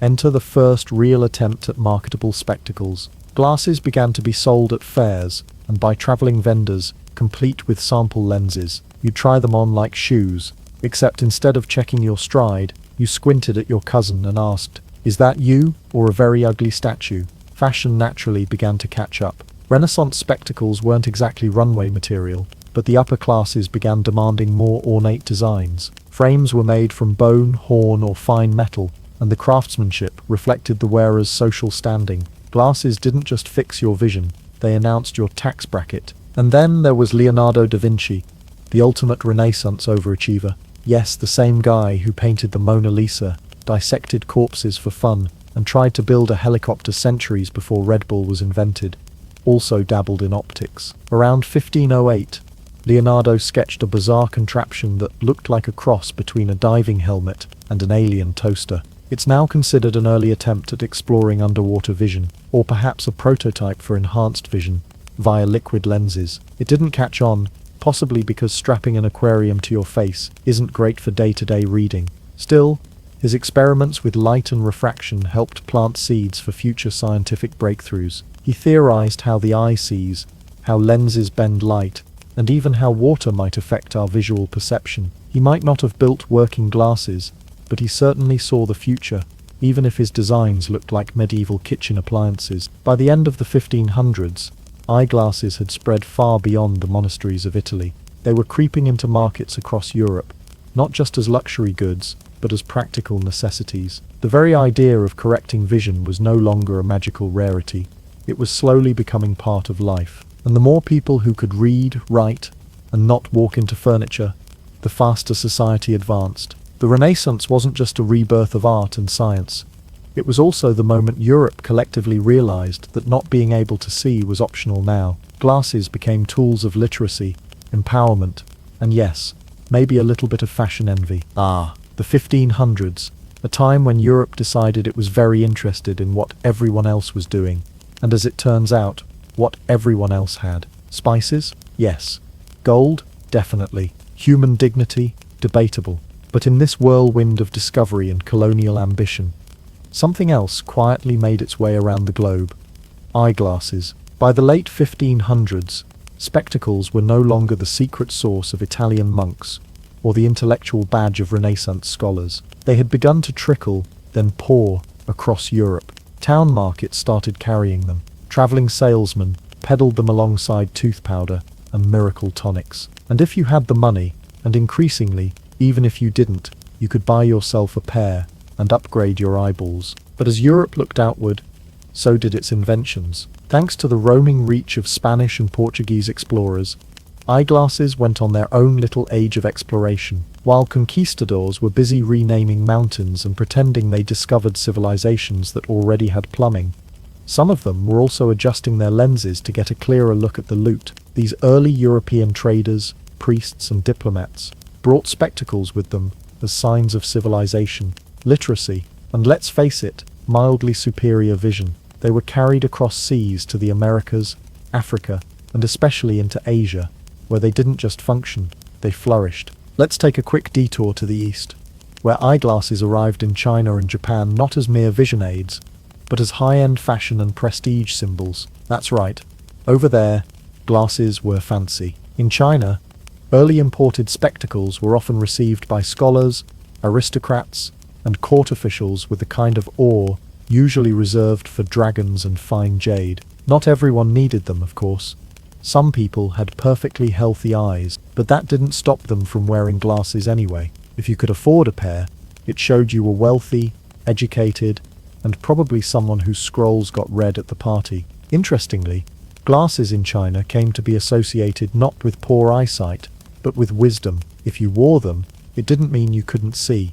It meant you could see more books, more philosophy, more taxes to collect. Think of them as the Ming Dynasty version of carrying around a PhD. And as with everything they imported, the Chinese did what they do best.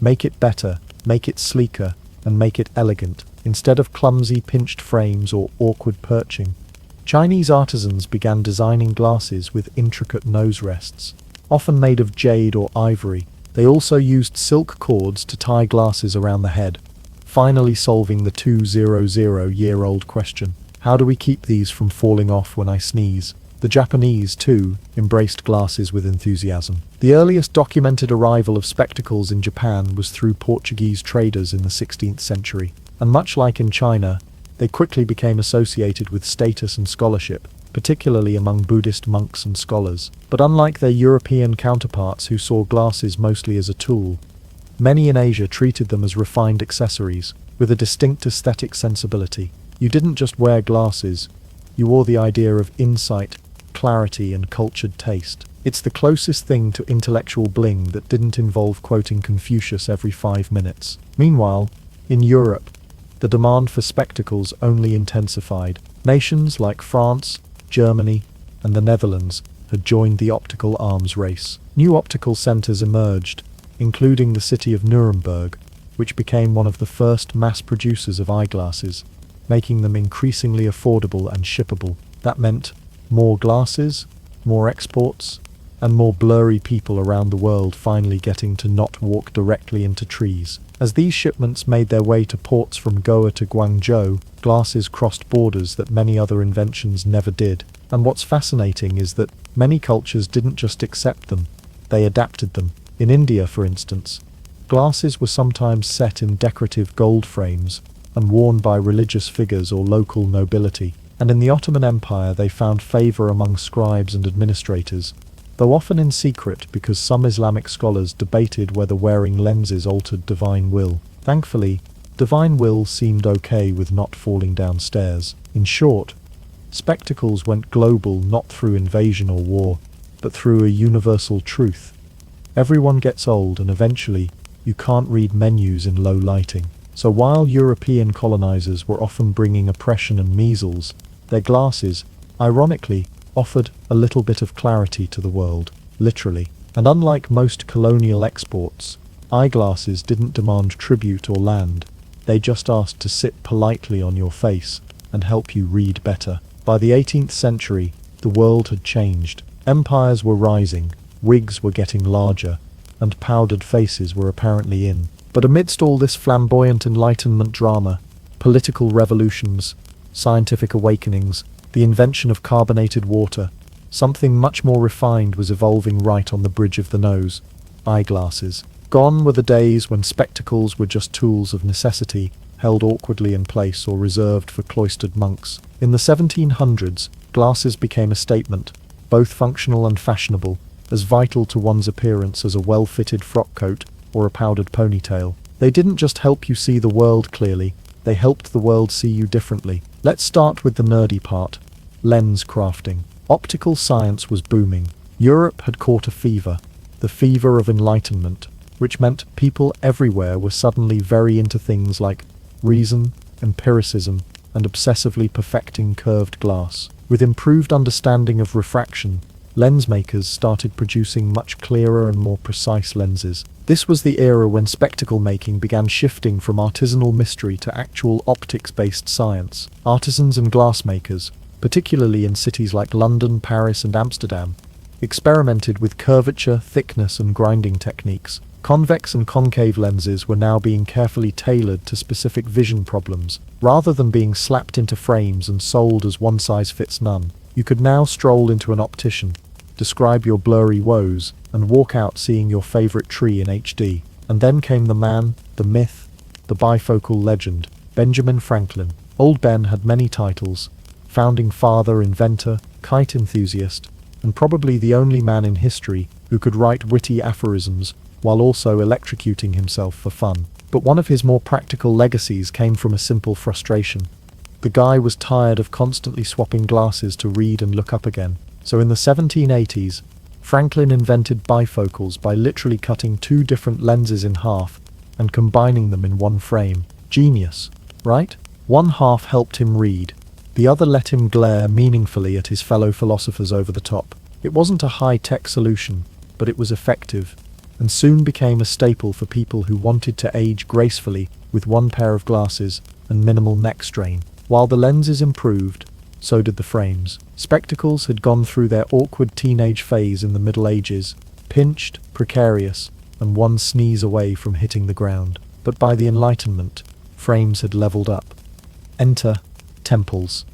Not the religious kind, the metal arms that actually rested on your ears. No more balancing acts or silk cords. These temple spectacles finally allowed glasses to stay on your face without constant readjustment or prayer. It's hard to overstate how revolutionary this was. People could now wear glasses while walking, gesturing, and dramatically storming out of salons. Progress. And if you think people didn't care about fashion back then, think again. Gold frames, silver accents, elegantly oval lenses. Glasses had entered the world of personal style. Some were engraved, some were tinted green or blue, because why not see the world through sea-colored lenses? If you were really wealthy, you might even get custom spectacles with lenses cut from crystal and frames engraved with your family crest, because nothing says, "I'm enlightened," like vision correction.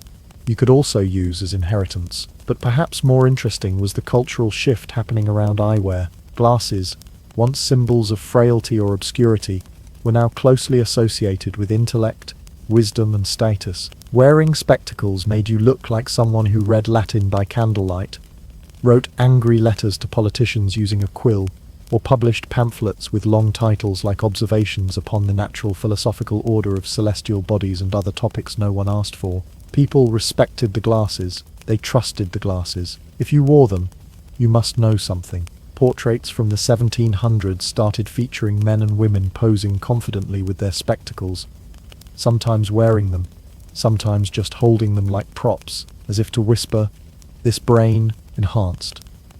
And speaking of women, glasses were becoming acceptable for ladies too, albeit slowly.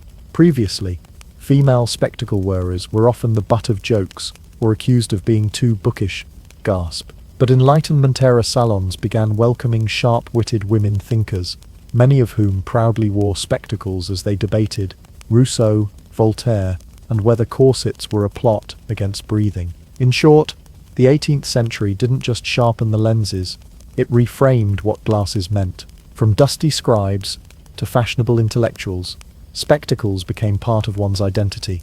They were no longer shameful necessities, but visual exclamation points, tools of clarity in a century that worshipped reason. And yes, they still made your nose sore, but now you could suffer fashionably. If the 1700s were about powdered wigs and polite Enlightenment debates, the 1800s were about noise, steam, coal dust, and squinting at paperwork under flickering gaslight. Welcome to the Industrial Revolution, where machines roared, cities ballooned, and your eyes were suddenly expected to do a lot more seeing, very quickly and very precisely. Before this era, not many people read for long stretches of time. Literacy was growing, sure, but the bulk of the population wasn't sitting around devouring newspapers and instruction manuals. Then came the 19th century, and suddenly everyone was reading everything. School books, penny novels, factory signage, Dickens serials, even the back of matchboxes. Print was no longer just for the elite. It was the new medium of the masses. But here's the catch. 19th century print was not what we'd call eye-friendly. The text was tiny, fonts were often cramped to save on paper, and the ink, blotchy. Combine that with dim lighting and poor printing quality, and you get a population straining their corneas into early retirement. Cue the Great Vision Crisis. As cities swelled and factory jobs multiplied, reading wasn't just a leisure activity, it became part of survival. Whether you were keeping ledgers, following railway schedules, or interpreting convoluted warning signs on Victorian machinery, caution, do not insert arm into moving cogs. You needed eyes that worked, and when your eyes didn't work, enter the affordable factory-made hero of the 19th century, the mass-produced eyeglass. Thanks to industrial manufacturing techniques, spectacles could now be produced in large quantities, not just hand-ground by artisanal opticians in a workshop that smelled of whale oil and regret. Glass-cutting machines and standardized molds meant eyeglasses no longer cost a small fortune.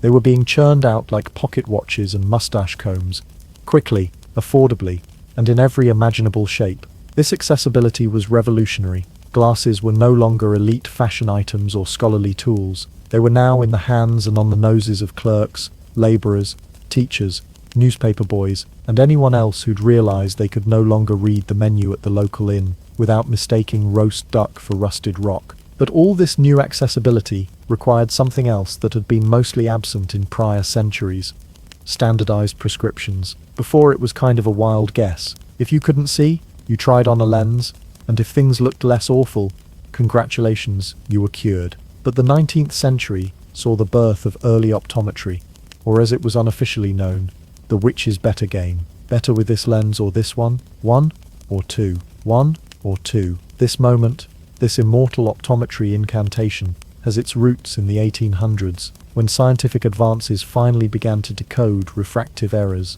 Terms like myopia, hyperopia, and astigmatism were no longer mystical curses, but measurable conditions. Eye exams evolved beyond squint and guess, into a more formal process of vision testing, using trial lens kits and rudimentary phoropters, aka the spooky mechanical spider they put on your face today. And for the first time in history, your eyes were getting personalized attention. Tailored prescriptions meant fewer headaches, fewer accidents, and the long overdue ability to enjoy Charles Dickens' very long books without a migraine. Meanwhile, styles were still evolving, and not always for the better. The 1800s gave us one of the oddest trends in eyewear history: the pince-nez. This was a pair of glasses with no arms at all, just lenses perched delicately on the bridge of your nose, held in place by sheer nasal willpower and possibly glue. Pince-nez were wildly popular among politicians, aristocrats, and anyone who thought temples were a sign of moral weakness. The frames came in gold, silver, and tortoiseshell, and were often connected to a chain or ribbon so they could dangle dramatically when removed. And boy, did people love to dramatically remove them. Think Sherlock Holmes revealing a clue or a stern governess about to say, "See me after class." Despite their delicate appearance, pince-nez had a solid presence in both high society and rising middle-class culture. They were part fashion statement, part practical tool, and part high-stakes gamble. If you sneezed, they were gone forever. But while urbanites embraced this new world of clarity, rural communities weren't always so quick to adopt. In many parts of the world, glasses still carried stigma, symbols of aging or weakness. Some people would rather walk into a well than be seen wearing spectacles. This generational resistance persisted well into the 20th century, but in the bustling urban core, Glasses were here to stay. By the end of the 19th century, you had more options, better prices, and the very real possibility that your boss, your neighbor, and your child's schoolteacher were all rocking lenses ground by the same machine. Vision had been democratized, at least in the industrialized world. Of course, they still didn't have anti-glare coating or lightweight frames. Your average working-class glasses probably weighed more than your lunch and fogged up if you exhaled too hard. But hey, you could finally see your lunch. That was progress. So next time you're peering through your sleek designer lenses with custom coatings, spare a thought for the Victorian worker in a soot-covered textile mill, blinking through thick round frames and thinking, is that a loom or a person? Never mind, too late. If the 19th century brought us industrial vision correction for the working masses, then the 20th century gave us a fashion show, a dramatic, shape-shifting, rhinestone-studded, pop culture-fueled fashion show that just happened to sit on your face. Because in the 1900s, glasses stopped being just medical devices. They became accessories, statements, cultural signifiers. Whether you were a poet in Paris, a secretary in Manhattan, or a teenager just trying to survive gym class, your eyewear said something about you, even if you didn't want it to. Let's start with the early 20th century, when the dominant style could best be described as minimalist wire torture. Wire-rimmed glasses were still the norm, clinging meekly to ears and noses in gold or silver. These were the specs of intellectuals, professors, and a suspicious number of villains in silent films. They didn't do much for fashion, but they did the job, quietly, like a librarian who only speaks in whispers. Then came the 1930s and 40s, and with them, a revolution in materials. Frames started ditching metal in favor of newfangled substances like celluloid and acetate, lightweight plastics that could be molded into new shapes and, crucially, new colors. Enter the horn-rimmed glasses, a style that looked like someone glued a pair of tortoise's shell slabs to your face and dared you to feel smart about it. And people did. Horn-rimmed glasses weren't just bold, they were serious. They became the uniform of the studious, the ambitious, the slightly uptight. By the time Clark Kent slipped them on, the look was immortalized. Glasses weren't just vision aids, they were disguises. Clever ones, apparently, since a simple pair of frames was enough to fool Lois Lane for decades. Meanwhile, the cat-eye frame clawed its way onto the scene in the 1950s and promptly took over every optometry shelf and Hollywood starlet's face. Think Marilyn Monroe, Audrey Hepburn, or that sassy librarian in every romantic comedy. The cat-eye look screamed sophistication and sass, especially if your name ended in "etta" and you worked a typewriter like a jazz pianist. But as the decades rolled on, glasses became more than just smart or stylish. They also became, unfortunately, targets. Cue the 1980s, the golden age of wedgies, Walkmans, and wide-frame trauma. By this point, glasses had fallen into a strange identity crisis. You were either wearing giant plastic frames like a high school science teacher, or rocking the "I haven't blinked since Reagan's inauguration" wireframes that seemed to levitate 3 inches off your nose. And if you were a kid, glasses were a curse. You might as well have walked into school with "Kick me. I wear glasses" tattooed on your forehead. Glasses were shorthand for nerdiness, for social doom, for knowing how to spell photosynthesis before 3rd grade. Pop culture doubled down on this stereotype, from Steve Urkel to the bespectacled sidekick who never got the girl. Glasses became the punchline. But while social status took a hit, technological innovation soared. The 20th century was a playground for optical breakthroughs, starting with the invention of plastic lenses in the 1940s. These lenses were lighter, cheaper, and far less likely to shatter into your eyeball during a game of dodgeball. A win-win. Then came anti-reflective coatings, an invisible blessing for anyone who'd ever tried to have a meaningful conversation without their conversation partner getting distracted by 2 glowing orbs of reflected light bouncing off your lenses like mini UFOs. And if you really didn't want to wear glasses, science had an answer, albeit a horrifying one. Welcome to the world of contact lenses, or as early adopters called them, eye torture, home edition. First developed in the early 1900s and refined over decades, early contacts were made of blown glass or hardened plastic, which meant you were essentially shoving a frisbee shard into your eye and hoping for the best. These lenses covered most of the eye and could only be worn for brief periods before your cornea filed a formal complaint. But by the 1970s and 80s, The technology had vastly improved. Soft lenses were invented, flexible, breathable, and surprisingly tolerable. Suddenly, people could enjoy corrected vision without looking like they were auditioning for a role in Revenge of the Nerds. Yet, for all the contact lens hype, glasses never truly went away. If anything, they adapted, they evolved. They leaned into their dual identity, sometimes geeky, sometimes glamorous. By the end of the century, they'd swung back toward chic. Designers like Armani and Ray-Ban began treating glasses like jewelry for your face, not just medical necessities. Celebrities wore them on red carpets. Models wore them in magazines. Hipsters wore them ironically. So what had begun as a simple curved lens in a medieval workshop had now become a full-blown fashion ecosystem, complete with trends, influencers, and seasonal drops. The 20th century wasn't just about better sight. It was about how you looked while you saw. Glasses were no longer just about seeing the world clearly. They were about being seen. And whether you wore aviators like a cop, cat eyes like a bombshell, or square rims like a kid trying to survive 8th grade with dignity and tact, one thing was clear. Glasses had found their cultural groove. Welcome to the 21st century, where most of us stare at screens so much that our eyes have filed for overtime pay, yet glasses are no longer just a desperate necessity. Nope. In this brave new world, wearing glasses is a lifestyle choice. You can ditch them with a quick zap of a laser, or double down by picking the perfect frame to match your mood, outfit, or latest social media persona. Let's start with the big game changer, laser eye surgery, aka LASIK. The name sounds like a villain's weapon from a sci-fi movie. I'll zap your eyeballs and make you see better. And in a way, it kind of is. The procedure first gained traction in the 1990s and quickly became the go-to option for those who wanted to be rid of the ever-sliding spectacles. A quick laser reshapes the cornea, and voila! No more foggy lenses when it rains. No more losing your glasses in couch cushions, or leaving them smashed underfoot.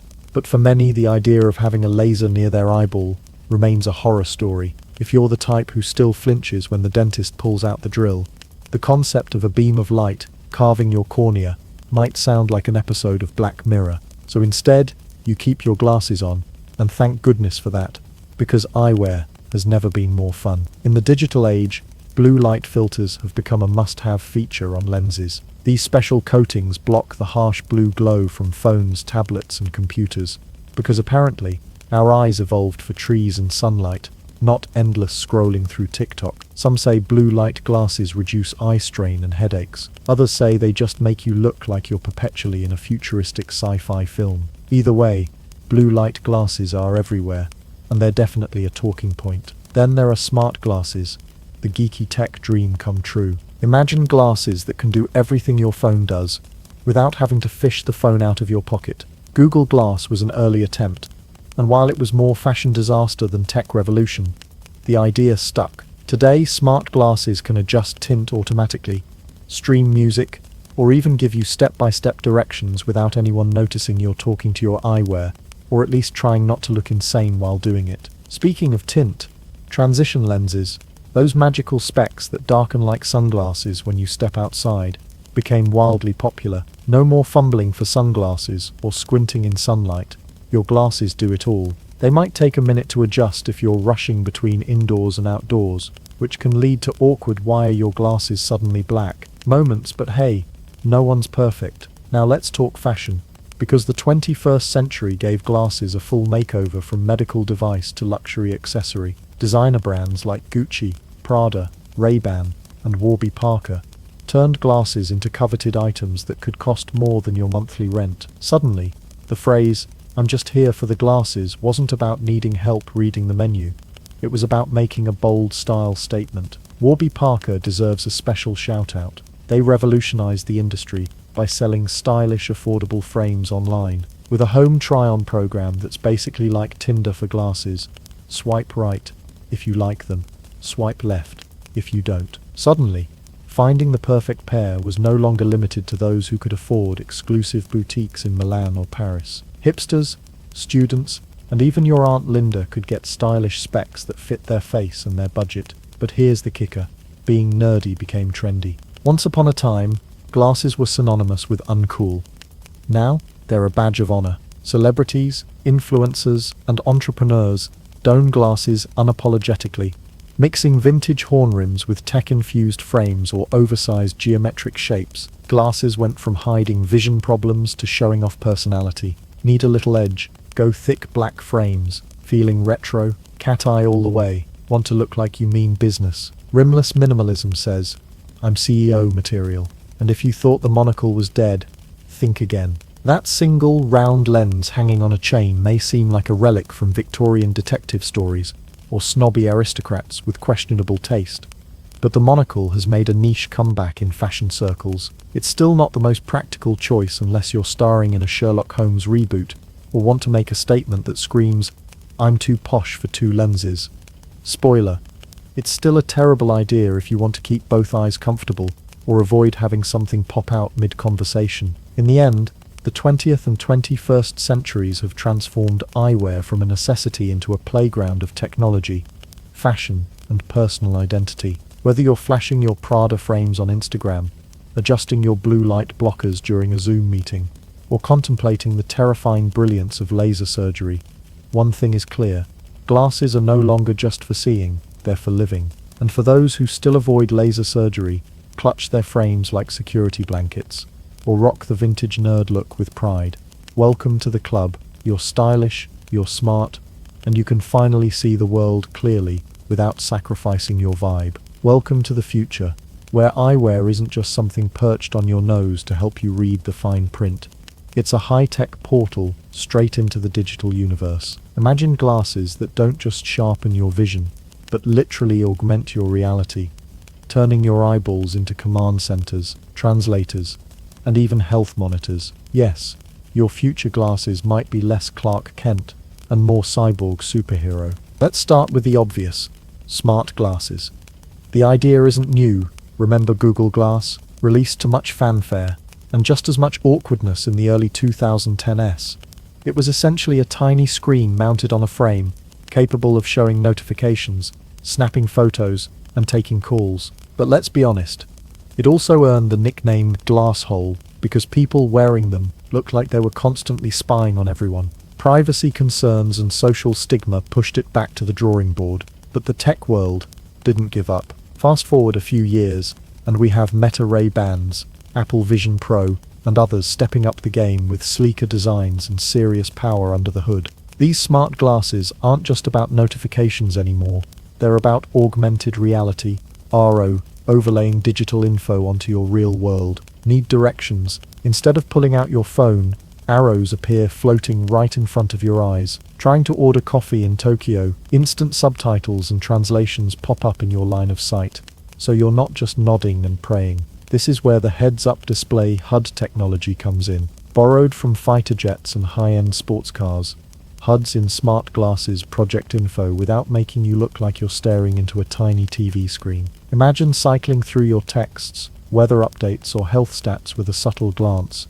No swiping or tapping required. Your glasses become your personal assistant, without the awkwardness of talking to your phone in public. But hold on, the future isn't just about glasses on your face anymore. Scientists and engineers are pushing boundaries toward bionic eyes and retinal implants. These aren't your typical glasses, but devices implanted directly in or on the eye to restore vision for people who have lost it. Research labs worldwide are developing tiny electronic implants that stimulate retinal cells, translating light into signals your brain can understand. Imagine going from total blindness to seeing shapes, then colors, then finally full HD vision, all thanks to technology melding with biology. While these implants are still largely experimental, they hold massive promise for those with severe vision loss. One day, having a bionic eye could be as normal as wearing glasses today. Plus, these devices could potentially offer superhuman abilities, like zooming in on distant objects, switching to night vision,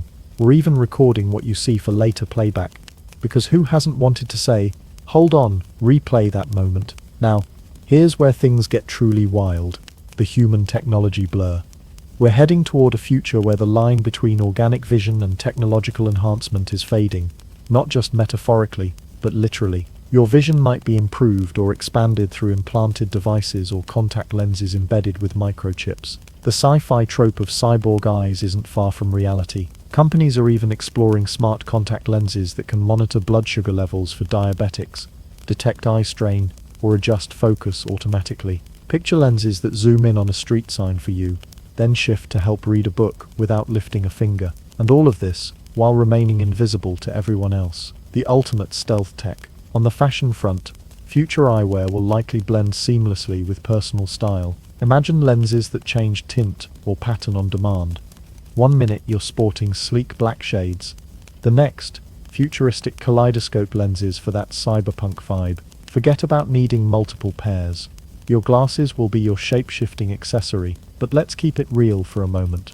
With all this tech comes new challenges. Privacy concerns will skyrocket. No one wants glasses recording secret conversations or sending data to the cloud without permission. Ethical questions about how much technology should be embedded in our bodies and the societal divide between augmented and natural vision will become hot topics. Still, there's no denying the excitement. The future of eyewear is a thrilling mix of science, fashion, and a little bit of science fiction come true. From humble magnifying glass beginnings to lenses that might soon overlay your calendar, weather, or even your soulmate's last text message right onto your retina, our vision aid is evolving into an all-in-one digital companion. So, next time you pop on your glasses or contacts, remember you're wearing not just a tool for seeing clearly, but a glimpse into what's next. The era of cyborg eyes and built-in zoom is on the horizon. And whether you're ready to zap your eyeballs or just want a pair of frames that look cool,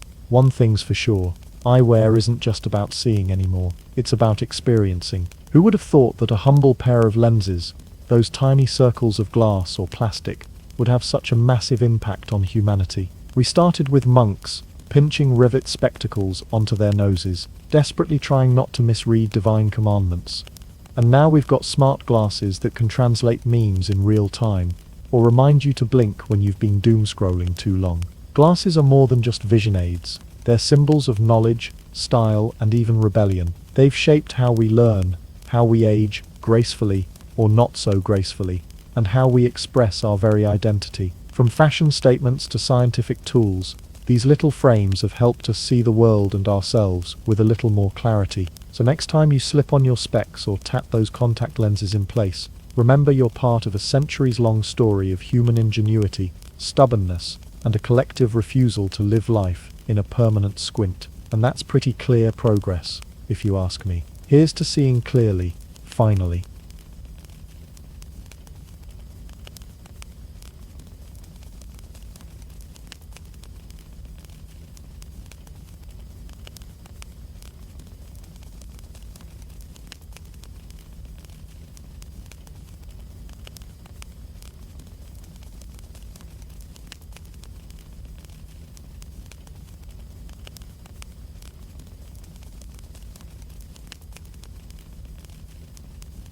The birth of the bean. How coffee took over the world. Before coffee, mornings were just sad, bleary-eyed meetings with regret. After coffee, well, mornings were still bleary-eyed, but with a fighting chance. Picture this. Somewhere around the 9th century, in the misty highlands of Ethiopia, a goat herder named Kaldi noticed something peculiar. His goats were bouncing around like they'd just inhaled a whole bag of espresso beans. Not literally, of course, but they were noticeably more energetic after nibbling on the red berries of a certain shrub. Kaldi, being a curious fellow or just bored from herding goats all day, decided to try the berries himself, and boom, coffee's legendary origin story was born. Now, before you roll your eyes at the goats invented coffee tale, consider that this story has stuck around for centuries because it's both charming and surprisingly plausible. Those berries contain caffeine, a natural stimulant, so it's not that far-fetched that a herder would notice his goats acting like tiny caffeinated superheroes. It's like nature's own coffee delivery system, minus the barista tipping you in pennies. From Ethiopia, coffee's journey was like an ancient adventure story, complete with trade routes, cultural exchanges, and enough spice to make your tongue tingle. The beans traveled down to Yemen in the Arabian Peninsula, where Sufi monks quickly saw coffee's real power, staying awake during long prayer sessions. For them, coffee wasn't just a drink, it was divine fuel. If you've ever tried to stay awake in a long meeting or a boring class, you know exactly why. Yemen became the cradle of coffee cultivation and brewing. And here's where coffee started to become more than just a curious berry. It became a ritual. The first true coffee houses opened in cities like Mocha. Yes, that's where the chocolate coffee hybrid's name comes from. And they weren't just places to sip a hot drink. These spots were buzzing hubs of social, political, and intellectual life. Think of them as the original social media cafes, but without the Wi-Fi or the inevitable doom scrolling. People gathered in these coffee houses to discuss everything from poetry to politics, play chess, and share news, because back then scrolling meant rolling up parchment, not endless Instagram feeds. It was said that ideas brewed in coffee houses flowed just as freely as the coffee itself. In fact, some historians argue that these places helped spark revolutions by encouraging debate and free thought.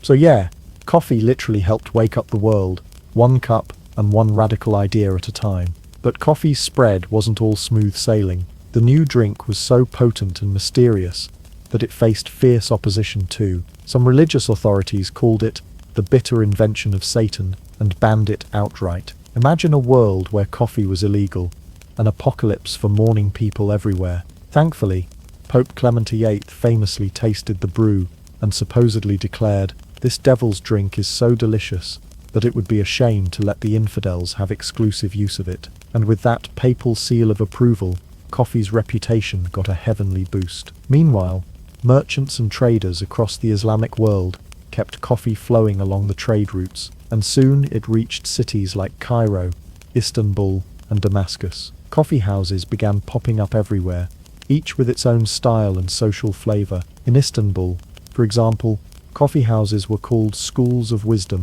and men would gather to discuss everything from philosophy to politics, while sipping on their strong Turkish coffee, which was thick enough to stand a spoon in. Literally a caffeinated brick. By the 16th century, coffee was no longer just a regional curiosity. It had conquered the Middle East and was knocking on Europe's door. Venetian traders brought coffee back home, where it initially confused and intrigued locals. Coffee houses in Europe became known as penny universities, because for the price of a coffee, anyone could join lively discussions, learn from intellectuals, or just overhear juicy gossip. Imagine paying less for your espresso than for your college tuition, but with arguably better life lessons. What's fascinating about coffee's origin story is how it intertwines with human curiosity and social connection. It wasn't just about drinking a tasty beverage. Coffee was a catalyst for community, conversation, and culture. Its rise shows how an everyday object can shape history, not just through technology, but through the simple power of bringing people together. And that, dear listeners, is the story of how a humble goat, a curious herder, and a few thirsty monks helped spark a global obsession that fuels millions of bleary-eyed, caffeinated souls every morning. So next time you take that first sip of your coffee, remember, you're not just drinking a beverage, you're part of a centuries-old tradition of rebellion, brilliance, and just maybe a little bit of goat-inspired magic. Before the sleek espresso machines and high-tech gadgets, coffee brewing was basically a messy science experiment, often conducted over open flames and with more guesswork than you'd think. Once humanity decided coffee was too good to keep wild and raw, the next challenge became obvious. How do you make coffee? Not just chewing beans or munching on berries like Chaldee's goats, but turning those little seeds into a liquid gold that could kickstart a morning, fuel a revolution, or keep monks awake during their all-night chants. The earliest coffee brewing wasn't exactly glamorous. We're talking about boiling coffee grounds with water in simple pots, the boil it and hope for the best method. This was basically the medieval version of instant coffee, but with much more grit and a whole lot of burnt fingers. Imagine a medieval kitchen with a cauldron on an open fire, smoke everywhere, and someone peering nervously into the pot, hoping the coffee would turn out drinkable instead of tasting like burnt shoe leather. In the Arab world, where coffee brewing really started to take shape, people used a special pot called a ibrick, also known as sedzvi in Turkey. The ibrick was a small, long-handled pot designed to boil finely ground coffee with water, sometimes with sugar and spices like cardamom added for flavor. The resulting brew was thick and intensely flavorful, so much so that a single sip could make you feel like you'd just wrestled a camel. It was less about convenience and more about ceremony, a ritual of patience and precision. The Ibrick method had its share of challenges. First, there was the problem of grounds sinking to the bottom of the cup. Coffee drinkers learned the hard way that swallowing a mouthful of gritty grounds was a taste experience nobody signed up for. Then there was the timing. Leave the coffee boiling too long and you'd end up with a bitter burnt mess. Too little, and you had something closer to hot muddy water. Brewing coffee was a high-stakes game. Not long after, clever innovators began experimenting with ways to separate the grounds from the liquid. Cue the first crude filters. In the 1600s, the Ottoman Empire saw early attempts at filtering coffee through thin cloths or metal meshes to catch the grounds while allowing the liquid to flow through. It was the dawn of filtered coffee, though it looked more like a medieval colander experiment than the neat drip machines we have today. In Europe, coffee's arrival sparked its own brewing innovations, mainly inspired by the desire to make the drink less gritty and more consistent. The Italians, who would later become espresso fanatics, experimented with pots that allowed coffee to be brewed by boiling water and grounds together, but then filtered through a cloth or metal screen. This was the first step toward a more refined cup. One of the earliest European coffee pots, called the coffee urn, looked more like a giant teapot with a spout and a lid. These bulky metal pots were often ornately decorated, showing off that coffee was now a luxury item worth flaunting. But as beautiful as they looked, brewing coffee was still a far cry from simple. Getting the right temperature without burning the grounds required the patience of a saint or the sharp eye of a coffee monk. Jump forward a bit and enter the 18th century, the age of the stovetop brewer. As kitchen technology evolved, so did coffee pots. Copper and brass pots designed specifically for coffee started to appear, with long necks and handles that promised better control over the brewing process. These were the ancestors of the modern stovetop espresso maker. People began to understand that controlling water temperature and brewing time was key to unlocking coffee's potential. However, early coffee drinkers weren't exactly treated to a consistent experience. There are plenty of recorded complaints about burnt coffee, overly bitter cups, or the dreaded cold coffee disaster, when someone forgot to remove the pot from the heat. Early coffee was a trial and error endeavor, often ending in amusing disasters. Imagine a household where the coffee pot boiled over, sending a dark brown waterfall cascading down the stove onto the floor, only for the cook to realize the grounds were still swimming inside, like little caffeinated submarines. Or the classic scenario where someone handed over a steaming cup, only for the first sip to reveal that it tasted like burnt tires. Coffee was powerful, but mastering it was a full contact sport. And that's before we get to the social side of brewing. Coffee was increasingly a communal experience, but that didn't mean it was easy. Brewing a pot often took time, patience, and a touch of skill, meaning early coffee drinkers sometimes faced the awkwardness of waiting forever, while their pot slowly brewed over a flickering flame. It was the original waiting for the barista moment, but with no music, no comfy chairs, and plenty of smoke. Despite these hurdles, coffee was gaining popularity across Europe and the Middle East. Coffee houses, as we mentioned before, became cultural hubs, and with them came the need for better, faster brewing methods. The eventual invention of the percolator in the early 19th century, which forced boiling water through coffee grounds repeatedly, was a breakthrough, but that's a story for later chapters. In the meantime, the early days of coffee brewing were a wild, smoky, and sometimes gritty adventure. From boiling pots on open flames to makeshift filters, early coffee drinkers were pioneers, heroes of their own caffeinated frontier. They wrestled with fire, water, and grounds just to enjoy the magical elixir that turns sluggish mornings into lively conversations. So next time you flip on your sleek espresso machine or pop a pod into your fancy coffee maker, spare a thought for those early brewers. They had none of our fancy gadgets, just a pot, a flame, and a stubborn determination to turn bitter berries into the world's favorite wake-up call. If coffee was the hero of the 19th century, the espresso machine was its superhero cape. Suddenly coffee wasn't just a slow, simmering ritual. It was a quick, intense, and stylish power shot. At the dawn of the 20th century, coffee culture was ready for a serious upgrade. The ritual of boiling grounds and slow brewing had its charm, but it also meant waiting, sometimes for what felt like an eternity, to get a cup of that magical black liquid. Enter the espresso machine, a game changer that transformed coffee from a slow ritual to a fast, concentrated burst of energy, forever altering how people consumed and experienced their beloved brew. The espresso machine was born in Italy, a country where coffee was already treated like a sacred art form. In 1901, a clever engineer named Luigi Bezzera patented the first espresso machine. His invention harnessed the power of steam pressure to force hot water through finely ground coffee in mere seconds. The result? A small, concentrated shot of coffee with a rich, intense flavor and a layer of creamy foam on top, known as the prized creamer. Espresso was born. What made this invention revolutionary wasn't just the flavor or the intensity of the coffee, it was speed. Suddenly the Italian working class, who might only have minutes during a lunch break, could get their caffeine fix in a fraction of the time. Espresso was coffee's answer to the fast-paced modern world. No more waiting by a smoky stove or juggling a pot over an open flame. Just the push of a lever and a perfect shot was poured. The espresso machine was not only a marvel of engineering but also a social catalyst. Italian cafes quickly became buzzing hubs where people gathered for quick chats, lively debates, and of course their daily espresso fix. Coffee drinking turned from a slow, solitary ritual into a fast, vibrant social event. The espresso bar was the original fast food joint of caffeine culture, but with a lot more style. The term espresso itself means expressed or pressed out, which perfectly captures the essence of this new brewing method.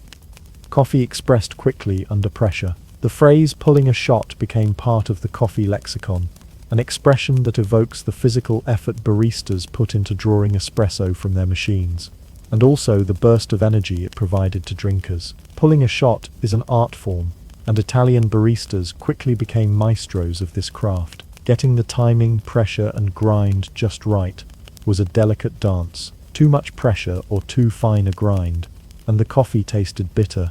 Too little, and it was weak and watery. Perfecting espresso was an obsession, and it required an understanding of machinery, coffee beans, and even water chemistry.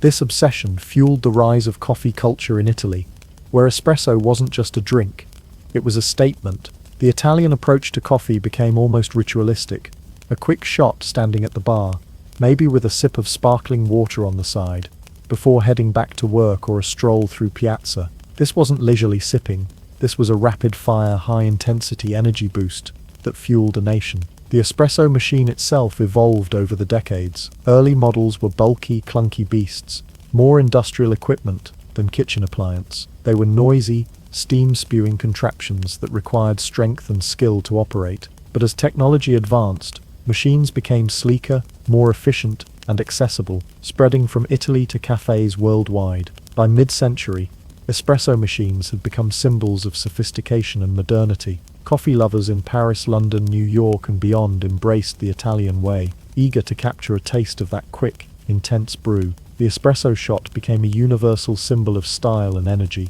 and cafes proudly displayed their gleaming machines like trophies. Alongside the espresso machine, new espresso-based drinks emerged.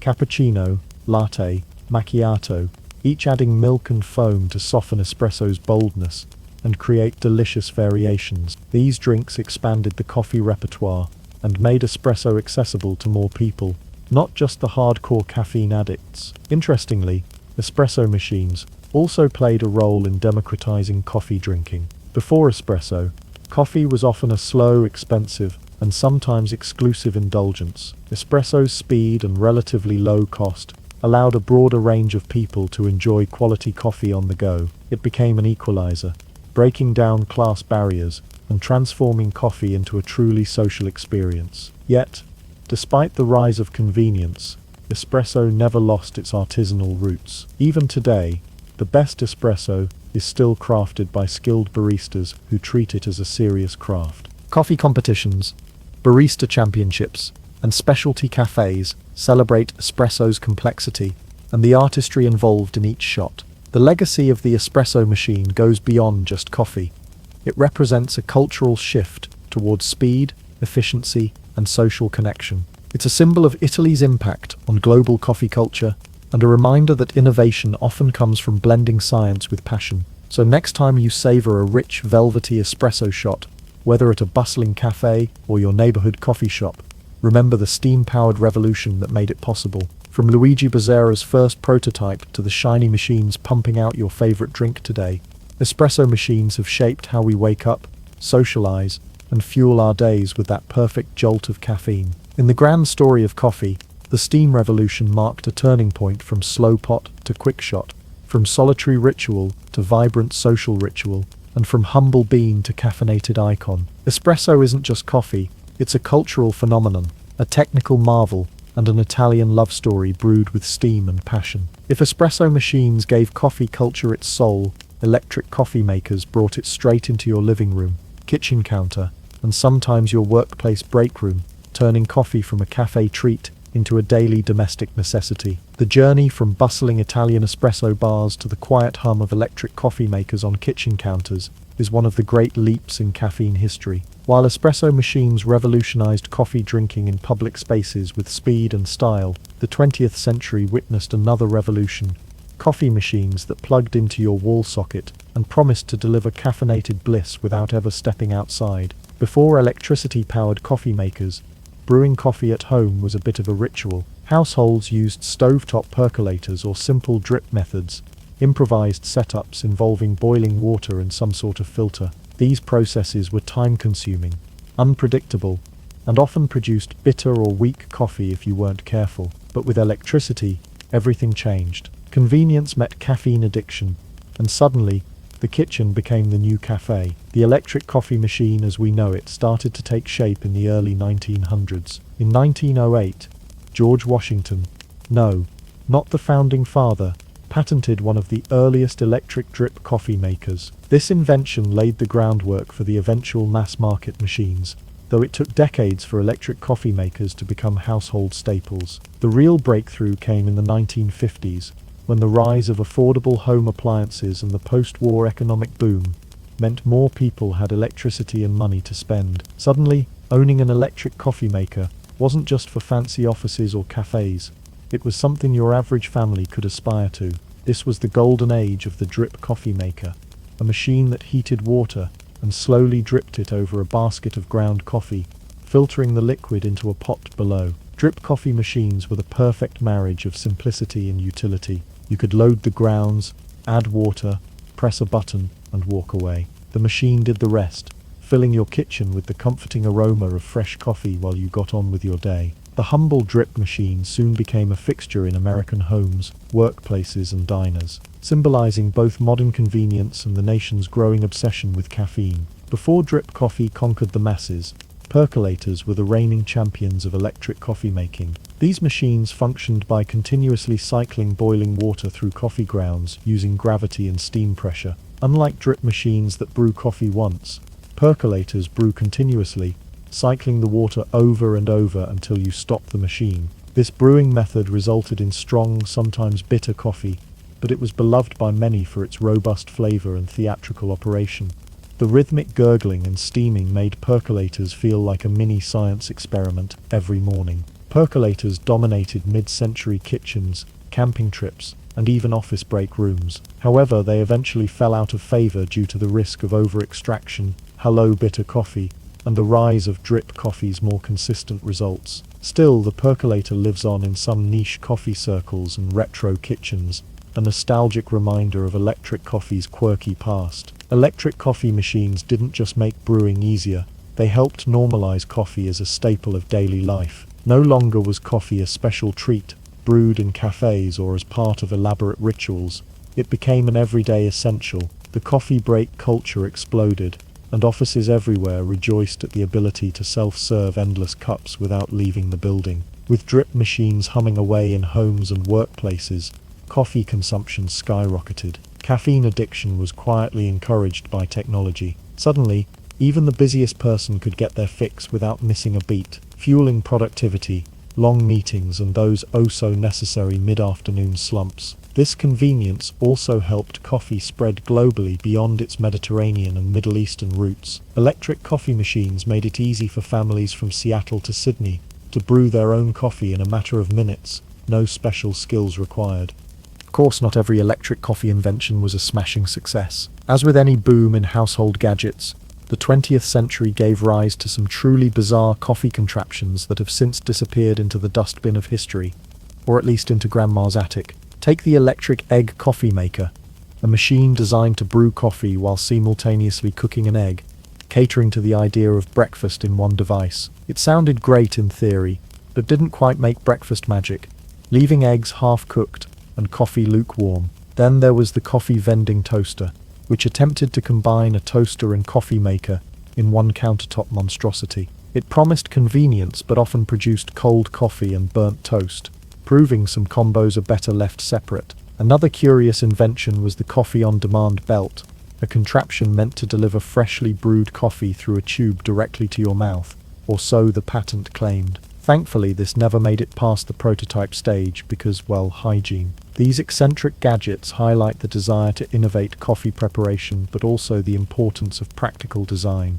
While some ideas faltered, they paved the way for better, more refined machines. Modern electric coffee makers have come a long way since those early drip machines and percolators. Today's devices are smarter, sleeker, and loaded with features like programmable timers, built-in grinders, temperature control, and even smartphone connectivity. Single-serve pod machines, popularized by brands like Keurig and Nespresso, have changed the game by offering quick, mess-free brewing with a dizzying variety of flavors. Some purists scoff at pods, but there's no denying their role in making coffee ultra-convenient for millions. In addition, espresso machines have also gone electric, making home espresso culture more accessible than ever. From semi-automatic to fully automatic machines, coffee lovers can enjoy barista-style espresso shots without leaving the house. Electric coffee machines have done more than just change how coffee is made.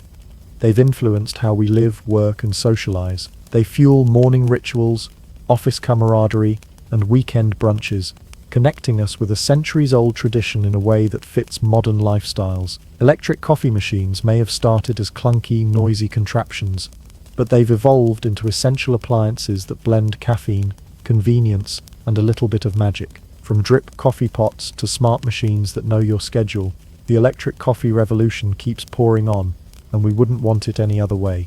Welcome to the 21st century, where your coffee machine might just judge you silently if your latte art isn't up to snuff, or where your single-serve pod could be a mini environmental crisis wrapped in convenience. The story of coffee's rise is far from over. After conquering kitchens and workplaces with drip machines and percolators, the modern era has ushered in a new wave of caffeine obsession fueled by innovation, culture, and a little bit of coffee snobbery. From the convenience and controversy of single-serve pods to the booming specialty coffee scene and machines that froth milk better than some baristas, coffee today is as much a lifestyle as it is a drink. There's no denying it.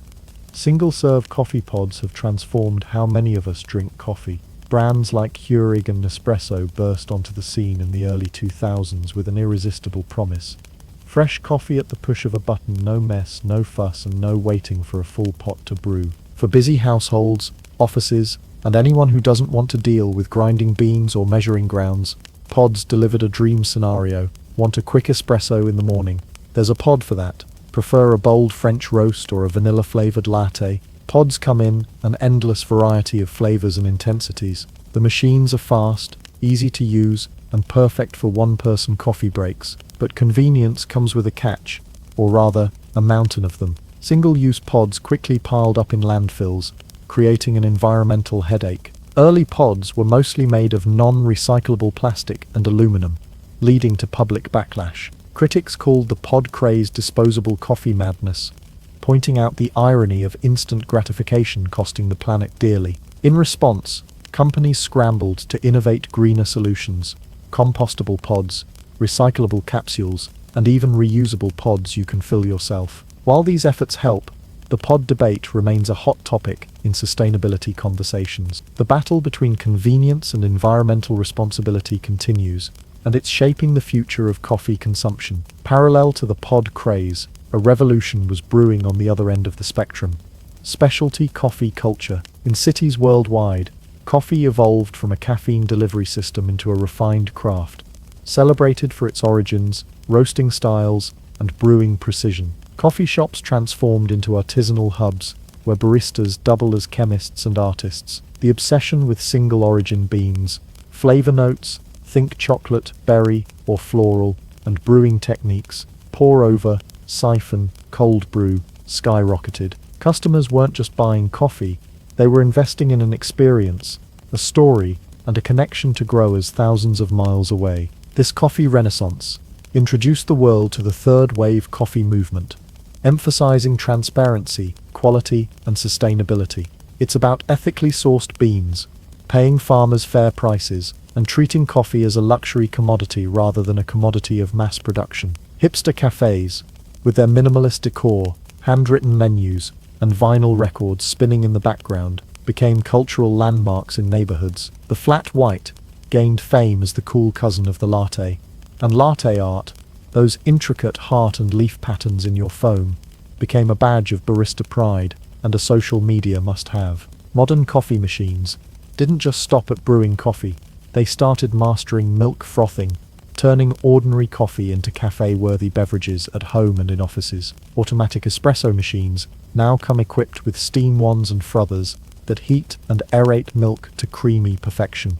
No barista training required. Whether it's silky microfoam for a cappuccino or light froth for a macchiato, these machines take the guesswork out of milk steaming. Some high-end machines even analyze your latte art attempts. While it may sound like science fiction, there are smart coffee machines with built-in cameras and AI algorithms that assess how symmetrical your foam heart is and provide tips to improve your technique. A future where your coffee machine silently critiques your barista skills. Yes, please.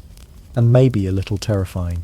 Apps connected to smart coffee machines can also customize your brew strength, temperature, and milk ratios, learning your preferences over time and delivering your perfect cup at the touch of a button. Coffee personalization has never been so high-tech. This era of coffee is as much about culture and identity as it is about caffeine. The coffee you drink can signal your values, tastes, and even your social circle. Are you team pour-over or espresso, pod user or whole bean grinder, casual drinker or latte art enthusiast? Coffee has become an intersection of technology, tradition, and trendiness. It fuels work-from-home routines, weekend brunches, late-night study sessions, and casual meetups. The language of coffee, from single origin to third wave, has entered everyday conversation, turning many of us into amateur coffee geeks. At the same time, this craze has prompted reflections on sustainability, ethics, and the social responsibility tied to one of the world's most popular beverages. Specialty coffee shops often champion environmental causes and support farmer cooperatives, blending passion with purpose. From the convenience of pods that serve instant gratification to the delicate craft of specialty brewing and high-tech machines that turn coffee into art and science, the modern coffee craze is a fascinating blend of old and new. It's a culture that respects coffee's rich history, but pushes boundaries with innovation and style. Whether you're savoring a quick pod coffee on your busy commute, or lingering over a meticulously brewed single-origin cup in a trendy cafe, coffee continues to hold a special place in our hearts and our daily rituals. Imagine waking up and your coffee machine, not just a humble appliance but a fully caffeinated companion, brews your favorite cup precisely when you need it, synced with your schedule, mood, and even your biometric data. The future of coffee is smart, intuitive, and, well, a little bit sci-fi. Coffee, the ancient bean that started as a humble Ethiopian legend, has come a long way.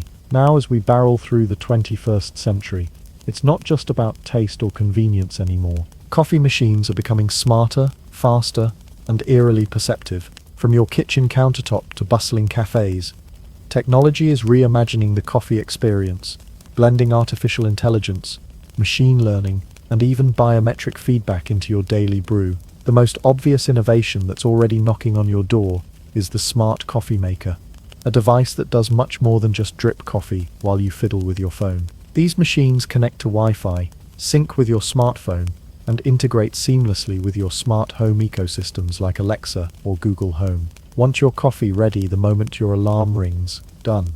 Prefer a stronger brew on Monday mornings, but something gentler on Friday afternoons? The machine learns your patterns, remembers your preferences, and adjusts the grind, temperature, and brew time accordingly. Some even come equipped with apps that let you customize every variable: water temperature, extraction time, milk, frothing level, even the exact sequence in which ingredients are combined. Imagine controlling your coffee from bed or the office, so it's perfect the moment you reach the kitchen. And it's not just individual users who benefit. Smart coffee makers are becoming a boon in office environments where multiple users have varying tastes. Profiles can be created, meaning your espresso isn't confused with your coworker's caramel macchiato. Efficiency, personalization, and tech convenience all in one package. But smart coffee makers are just the start. Enter the world of AI baristas and robotic coffee machines, the future's answer to busy cafes and perfection-seeking customers.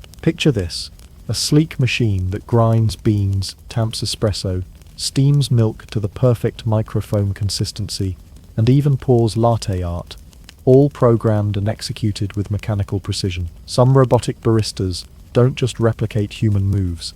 They analyze millions of previous brews to optimize extraction parameters for maximum flavor. In some major cities, coffee robots are already a reality, serving high-quality coffee 24/7 with minimal human intervention. They work tirelessly without breaks or cranky moods, promising consistent quality whether it's your third espresso of the day or your first. What's wild is that AI baristas can collect feedback, adapt to regional taste preferences, and even suggest new flavor combos based on trending data. Imagine your coffee machine suggesting a hint of cardamom or a splash of oat milk, just because it noticed you've been exploring those flavors lately. Now, brace yourself for something that sounds like it belongs in a sci-fi novel. Coffee machines that might one day read your mood. Researchers are developing biometric sensors that detect heart rate, skin temperature, and even subtle facial expressions. Integrated with AI, future coffee machines could monitor your stress levels, sleep quality, or emotional state, and tailor your coffee accordingly. Feeling jittery after a poor night's sleep? The machine might suggest a milder brew to avoid overwhelming your system. Stressed before a big meeting? Perhaps a comforting cup of your favorite dark roast with a touch of chocolatey richness will be brewed to calm your nerves. There's talk of coffee makers integrating with wearable devices, creating a feedback loop of data that refines your coffee experience daily. Think of it as a personal coffee sommelier who understands your physical and emotional needs before you even utter double shot extra foam. But the future isn't just about bells and whistles. Smart coffee technology also brings ethical and practical questions. As machines gather more personal data to customize your cup, privacy becomes a concern. How is this data stored? Who has access? Could your coffee preferences reveal more about you than you think? Moreover, these advanced machines raise the question of accessibility. Will the future of coffee be a playground only for those who can afford cutting-edge gadgets? Or will smart coffee tech become affordable and sustainable enough for all? Finally, as coffee machines get more complex, their repair and longevity come under scrutiny. Will a high-tech coffee maker designed with proprietary software survive a decade on your countertop, or will it become an e-waste nightmare after a few years? Looking further ahead, coffee's role in our digital lives might expand beyond just the drink itself. Imagine coffee machines integrated into smart kitchens that coordinate with your grocery inventory, automatically ordering beans before you run out, or coffee devices connected to your calendar, adjusting brew times and types based on your day's events. Extra strong before a presentation, decaf for a relaxing Sunday brunch. Even virtual coffee dates could become more immersive, with machines syncing remotely, so you and your friend each get the exact same brew while chatting across continents. While the coffee machine of the future might look like a sleek robot barista from a sci-fi movie, it's important to remember it's all built on centuries of tradition. The ritual of brewing and sharing coffee remains at the heart of the experience, even if that ritual is now powered by algorithms and sensors. One thing is certain: coffee isn't just surviving in the age of smart tech, it's thriving, evolving into an experience that's as personalized and dynamic as the people who drink it. In the coming years, your morning coffee might be the most personalized, tech-savvy, and mood-aware cup you've ever had. A perfect blend of science, art, and a little bit of magic.